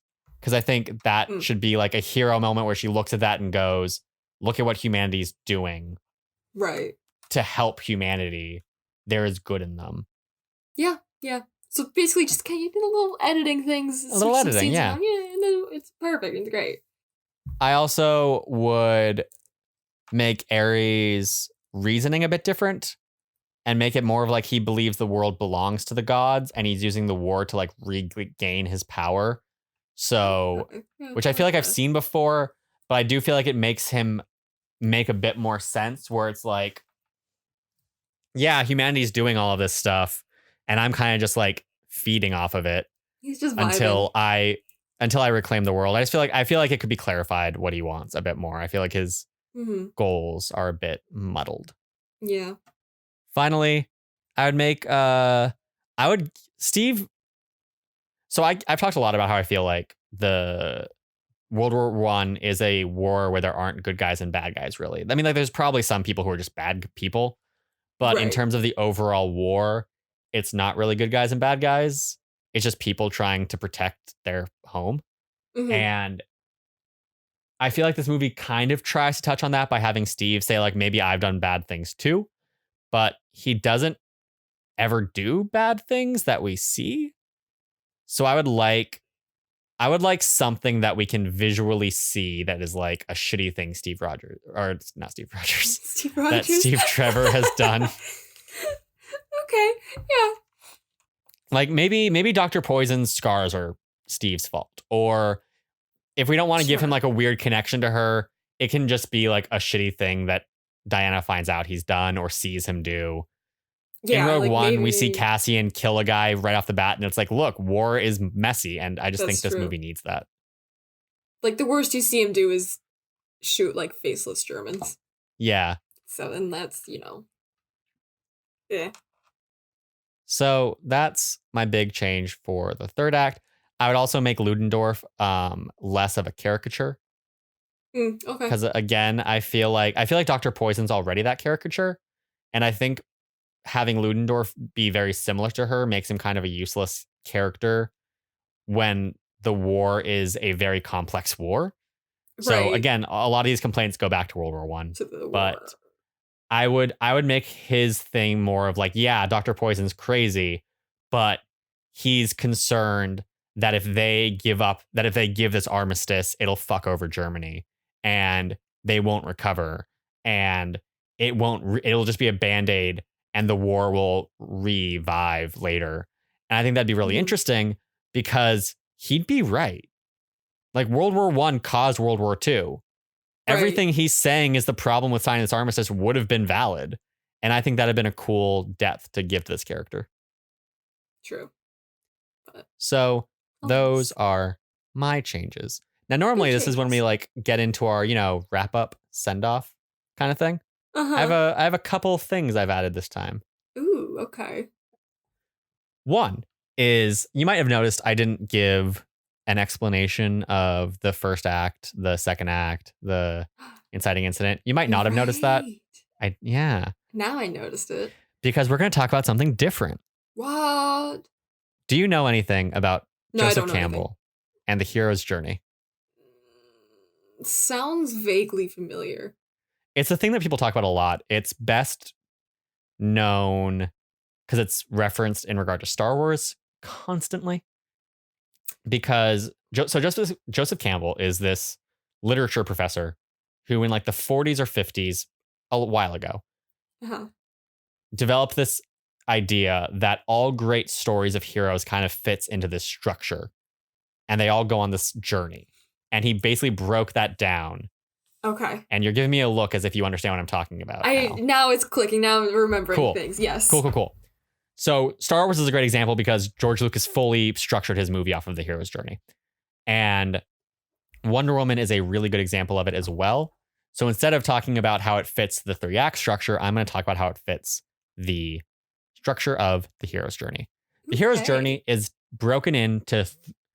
The hero's journey has been altered a lot since Joseph Campbell, so I'm giving a slightly condensed version of it. There's not typically, the hero's journey is usually considered in 3 parts. I forget what the parts are called right now. Point is, there's 3 parts, but I'm just going to go by like the more specific parts that are within each part. Okay. So you start with the ordinary world. This is where our character is in the world that they know. Obviously, Themyscira is not ordinary, but to Diana, that's, everything she's ever known. Mm-hmm. And then there's the call to adventure, which is the thing, essentially the inciting incident, the thing that pulls them into the world. For her, that's Steve Trevor crash landing and telling them that there's the war to end all wars. Mm-hmm. There's the refusal of the call, which for Diana is her mother saying no, she can't go, and Diana being like, okay. And then she goes and has her sexy bath scene with Steve Trevor. Yeah. And she's like, nah, I'm going to go. Yeah. Finally, there's the meeting with the mentor in Star Wars to use as a reference point. That's Obi-Wan. In this, it's Steve Trevor. Obviously, Steve isn't really a mentor to her in terms of like how to be a hero, but he is a mentor in terms of this world. Mm-hmm. Wonder Woman is a really interesting case where a lot of movies, it's an ordinary person brought into an extraordinary world. And Wonder Woman's kind of the reverse of that, where it's like Obi-Wan is this magical space wizard. And he introduces Luke to magic space wizardy. And Diana's already a demigod. She already comes from this like magical world. She's this gorgeous demigod who's introduced to disgusting London. So yeah. So Steve Trevor isn't a mentor in terms of like the magical part of this. He's a mentor in terms of the human part of this, which is a different than usual take on how these dynamics work. But that's still that. Finally, crossing the threshold. This is when our character enters into the world of the story. So for Diana, this is her entering into London. Then there is the Trials, Road of Trials, I think is what it's called. Also Trials by Fire. There's different names for it. Point is, this is all the like the problems the characters have to undergo to get through it. The trials take up a lot of a movie's runtime. Fair. Yeah. Yep. Makes sense. Finally, there is the approach, which is when the like main goal is finally being neared and the team is getting there. They're like, we're gonna do this. We're gonna fuck some shit up. Okay, fuck it up. All right.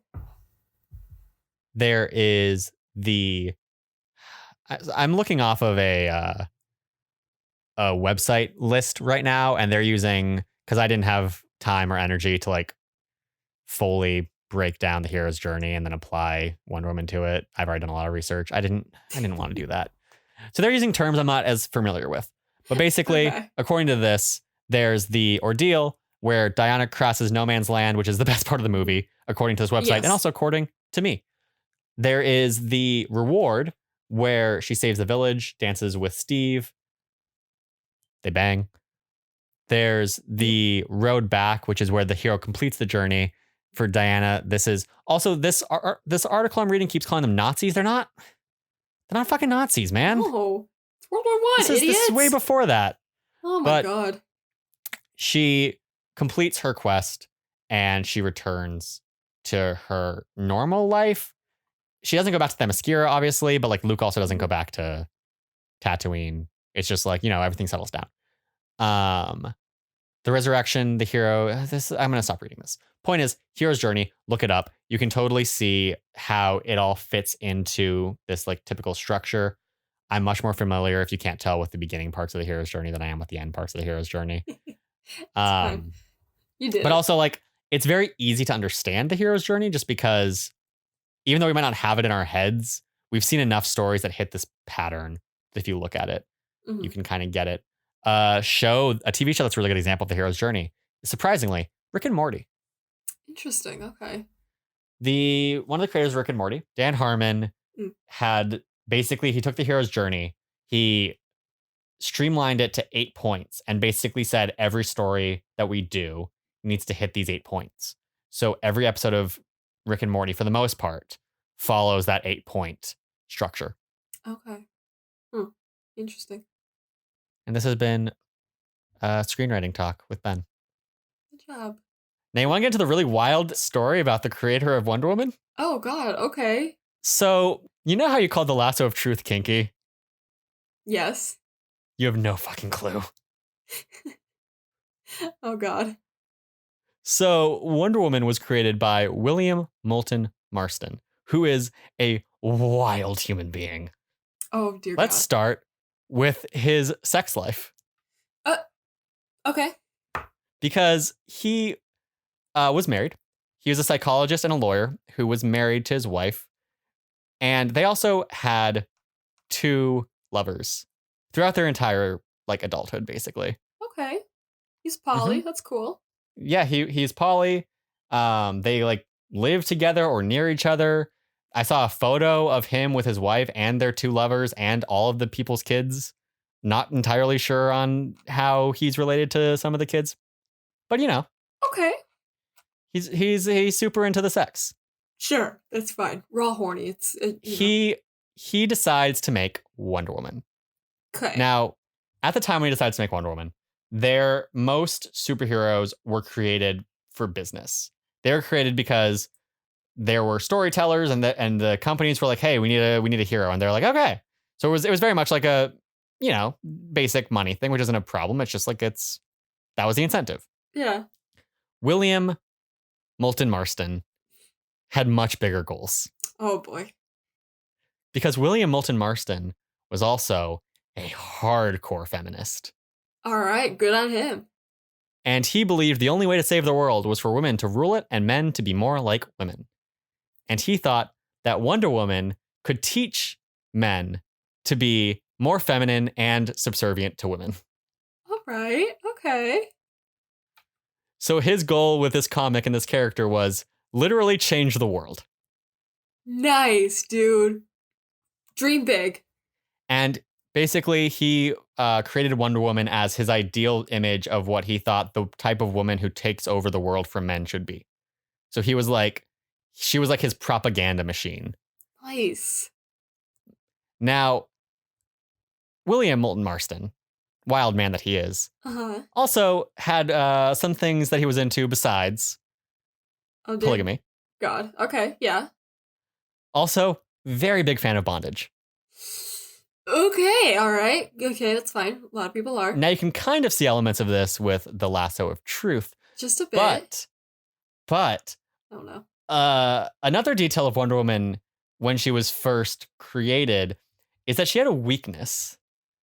Oh no. Superman was weak to kryptonite. Wonder Woman lost her powers when tied up. Okay. You can imagine where this is going. Yeah. She got tied up a lot. Oh dear. Oh, because William Moulton Marston didn't just want to preach the values of women taking over everything. He also wanted to preach the important values of bondage. Kinky bastard. Yeah. Okay. Just sure. Yeah. Hey. All right. That's fine. He's the bondage guy. Is that his brand? Okay. He is the bondage man. You have General Grievous, and he has Wonder Woman, his bondage feminist ideal. Jesus. Wow. Okay. And this is the history of the character of Wonder Woman. Oh my god. Right? Okay. A little bizarre. Weird. Little bizarre. Just a tad. Mm-hmm. Fact. Now, okay. With all of this said, yes. With us closing on Bondage Marston himself. Oh my god. The man of three lovers. Also, I forgot to mention they started a sex cult. Nice, man. Like not like an evil sex cult, just like a, like a free love group that was like, yeah, like So he had orgies. Okay. Yeah, cool. Yeah, basically. Yeah. That's the gist of it. Good on him, Final closing thoughts. If you can pull yourself away from the thoughts of the creator of Wonder Woman in the 1940s being this man. Oh my god. He had a PhD in psychology and was a lawyer. Did he also invent the polygraph, or am I? Yes, he did. He did. No, okay. So kind of. Okay. Kind of. So he didn't, if I remember correctly, and I could be wrong, he didn't invent the polygraph. He did kind of do the research that started it, but also his wife, who was also a psychologist / lawyer. Actually, I think all of their lovers were psychologists. They were a very intelligent group of affairs people. They knew what they were doing then. That's the way to live. You gotta have orgies and you gotta be into bondage, apparently. Reports are that his wife actually did the research and he passed it off as his own. Based on the dynamic that he had with his wife and also his whole like feminism thing, I'm not sure if that was him being shitty or if that's a historical inaccuracy or if it was like because of the way society worked at the time, he felt like they both felt like he needed to for it to be seen because she wouldn't get, I don't know. Possibly, yeah. Who knows? Point is, kinky bastard invented the lie detector. Also, used it to figure out, use that research and the lie detector to figure out what made women aroused the most. Okay. Interesting. Because of course he did. Because of course he did. This is a very weird. I know. Weird way to end the podcast. I know. I saved it for the end for a reason. I get it. And do you remember when Molly said this was an anti-sinning podcast? Oh, yeah. That's how we started this episode. I mean, we're only doing the research. Again. We are doing nothing else. He did it all. Yeah, you're right. We're just don't kill the messenger. messenger. Facts. Yeah. What are your closing thoughts on all of this, Chloe? Oh my god. Your Fantastic. closing thoughts. Shut your whore mouth. I hated that. Perfect 2/3 of a movie. Gal Gadot is hot. Gal Gadot is hot. Yeah. Yeah. Yeah. I love this movie so much. It's in my top 10 superhero movies of all time. That's incredibly valid. Yes. Love Yeah, it. it's flawed, obviously. Like, it's Yeah. definitely not a movie. It's not a movie where I came away from it being like, I have nothing to say for executive action except nitpicks. It was a movie where I walked away being like, which things do I want to say for executive action? Yeah. But it's definitely a movie that it's good at ways it's bad. It has a really unique tone. Mhm. Its characters are fantastic. I love For it a sure. lot. It's good. It's a good movie. Yeah. If people like this movie, do you have any recommendations for other movies they may want to watch? Oh god, I mean, just watch the best of the MCU, honestly. Go watch Ragnarok. Fair. Captain America: The First Avenger, obviously, very That's very, very similar. Except tonally. it's Yeah, World War II if you're more into that. and it is worse. Like, I enjoy The First Avenger a lot, but it is a worse movie. Yeah, I don't like it, but you know. I like it a lot. It's my second favorite Captain America movie, I mean, there's only but 3. So. 3. Yeah, I'm just insulting Civil War basically. Okay, all right, that's fair. um, oh, I would also God. recommend Alien and Ooh. Edge of Tomorrow. Both have cool female badass characters. Alien, of course, is a horror movie, but it's fantastic. I love it. Yeah, it is. And Edge of Tomorrow is a super cool war science fiction movie that no one watches because it was marketed terribly. What a shame. I have to watch that still. I heard only good things about it. I definitely was one of the people who looked at the marketing and went, this looks bad. And then I watched the movie and I was like, this is great. And I went back recently and I watched the trailer because I was showing my sister. I was like, Marie, my sister's name is Marie. And I was like, do you want to watch this movie? And I showed her the trailer. That trailer still sucks. Oh boy, okay. It's real bad. Even knowing the movie's good, I watched that trailer and I'm like, oh. Oh god. But yes, I do recommend Edge of Tomorrow highly. That's great movie. A great recommendation. Now, Chloe, before we go, what is one cool thing you have done or seen this week? I haven't done a single cool thing all year. Oh my god.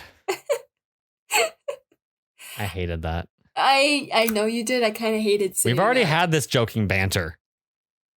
And we're bringing it back. We already did the whole year thing. And I'm bringing it back because I have to run these jokes into the ground.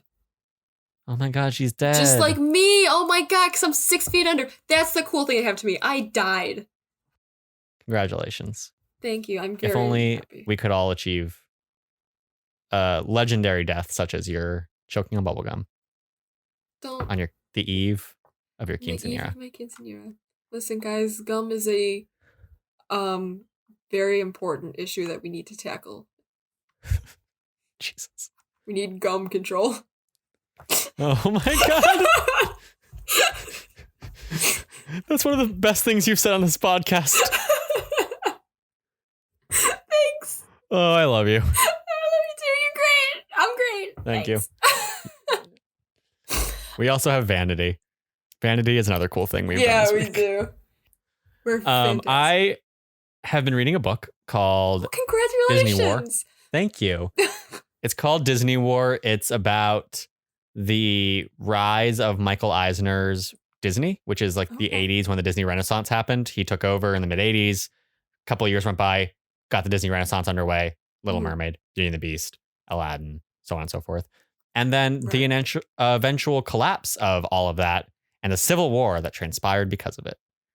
Right now, I'm at the like tail end of the Renaissance period before everything collapsed. So it's a lot of like, wow, Jeffrey Katzenberg's crazy. You know who Jeffrey Katzenberg is? Yes. Oh, I've watched plenty of Disney video essays and all that. Gotcha. Yes. Jeffrey Katzenberg is crazy. Oh yeah, he is. There was a part of the book. There's like a lot of Jeffrey Katzenberg parts of the book, but there's a part of it where he is like walking with his friend, and then suddenly he's like, "Why does Roy Disney not like me?" And the guy, his like partner is like, I guess I'm just gonna be honest. You have this character flaw, this character flaw, this character flaw, this character flaw, this character flaw, this character flaw. Oh my And god. Katzenberg just goes, yeah, I get that. And they keep walking. Oh, all right. Can somebody read me for filth like that? Thank you. And then I'll just keep walking. Chloe, we are wrapping up this podcast finally. Yes, we are. We've talked about a lot of things. We've Yeah. dived into the DC universe. Yeah, we did. Last week we dove into Yep. I Jason Momoa, man. Got them arms. I get it. Yeah. Yeah. Anyways, sorry I cut you off. We've talked about the DC universe. We've talked about the Incredibles. We have yet to talk about the biggest superhero universe there is. The MCU has gone forgotten, but no longer. Next week, Logan Wilkinson returns, and we talk about an MCU movie that you will never see coming. We're talking about Iron Man 3. Logan's pick for superhero movies. I am fascinated by this choice. It's a very interesting choice. I have only seen Iron Man 3 once, so I have no strong opinions about it whatsoever. Saw it once in theaters when it came out, and that's it. I know I didn't like it. However, I also know that I was like super hyped to see Iron Man action going into it, which it doesn't super deliver for the most of the movie. But there's been enough of the MCU now, and that expectation is gone, that I'm like, I might like this movie a lot more without going in with the anticipation of seeing Tony Stark fly around in a suit of armor. Mm-hmm. Shane Black's a really good director. You're right, he is. Yeah, so I'm excited to dive back into this. Oh yeah, 100%. If people want to see what we're doing before hearing us dive back into Iron Man 3, where can they find us? Where can they find you? Why would you want to find me after all these horrible jokes I've been making? Masochism. But it's true. So if you want more of those horrible jokes, follow me on Letterboxd, follow me on Twitter, both Echo Clo. The horrible jokes posted there constantly. I stream on Twitch, also Echo Clo, where I make bad jokes live and you can yell at me live. It's great. And those are the big ones. Bad jokes. Fantastic. Just constantly. That really is all you have. It really is. Please don't take that from me. All I have is bad jokes and General Grievous. In a way, General Grievous is a bad joke. Hey. Yeah, I went there. Don't do that. I can be found also on Twitter at Mr_BentoBox, on Instagram and Letterboxd at Mr. BentoBox. And that's the most of it. You can find our Discord for That Nerdy Site, where we talk about That Wannabe Film Class stuff a lot. We have a really active Discord this week. It's been picking up steam. Oh, yeah. They talk a lot. Yeah. Oh, yeah. If you guys want to join in that, go to That Nerdy Site on Twitter. There is a pinned tab or a pinned tweet. That tweet does not have the link. However, in a reply to that tweet, there is the link. And that's where you can find us. You can also find me on the Nightlife podcast, where I talk about horror movies with Prince Jackson and with my girlfriend Ava, because she loves horror movies a lot more than I do. So she's a much better expert to talk about it. But that should be going up on Friday, so a day after this podcast goes up. Check it out. It was a fun time. I enjoyed it. Horror's fun. I know you don't like it. Not at all. If you want to support what we do here, you can go to the That Nerdy Site Patreon. ThatNerdySite.com is also a place. That's not what I was trying to say. Patreon.com/ThatNerdySite. You can also find our writing on ThatNerdySite.com. We're currently doing a rundown of things of 2019 that we liked, like top 10 lists. You get it. There's a lot of us, so there's a lot of lists going up. Mm-hmm. And next week, we'll be doing our decade lists. Chloe, I think you and I are only doing decade lists, correct? Yeah. I'm almost done with it. It's looking pretty good. I like my list. Fantastic. Okay. Are you doing games and movies? I think I'm doing games too. Oh, that means I gotta make my fucking games list. I'm so sorry. I'm sorry too. I'm doing games and movies. I've written a lot of the games list. Have not written the movies list. Know what it is though. I know my 10. I'm excited to spout things about it. Guys, if you like what we do and you don't want to give us money on Patreon, which is totally valid, or even if you do give us money on Patreon, there's other ways you can support too. Share this podcast with your friends if you like it. Rate us on iTunes. Review us on iTunes. Subscribe to us on whichever platform you choose. iTunes, Spotify, all that shit. iTunes, Spotify, YouTube. That's it, I think. I think. Who fucking knows anymore? I don't know. I just show up to record these things. That's true. For a second, I thought we were going to have a shorter episode than usual. Me too. And it's at 2 hours and 20 minutes now. Yeah, it is. It's all because of wild human being himself, William Moulton Marston. And with that, we are done for today. Remember, Wonder Woman is originally a bondage feminist. It's wonderful, isn't it? Have a wonderful day. It's wonderful.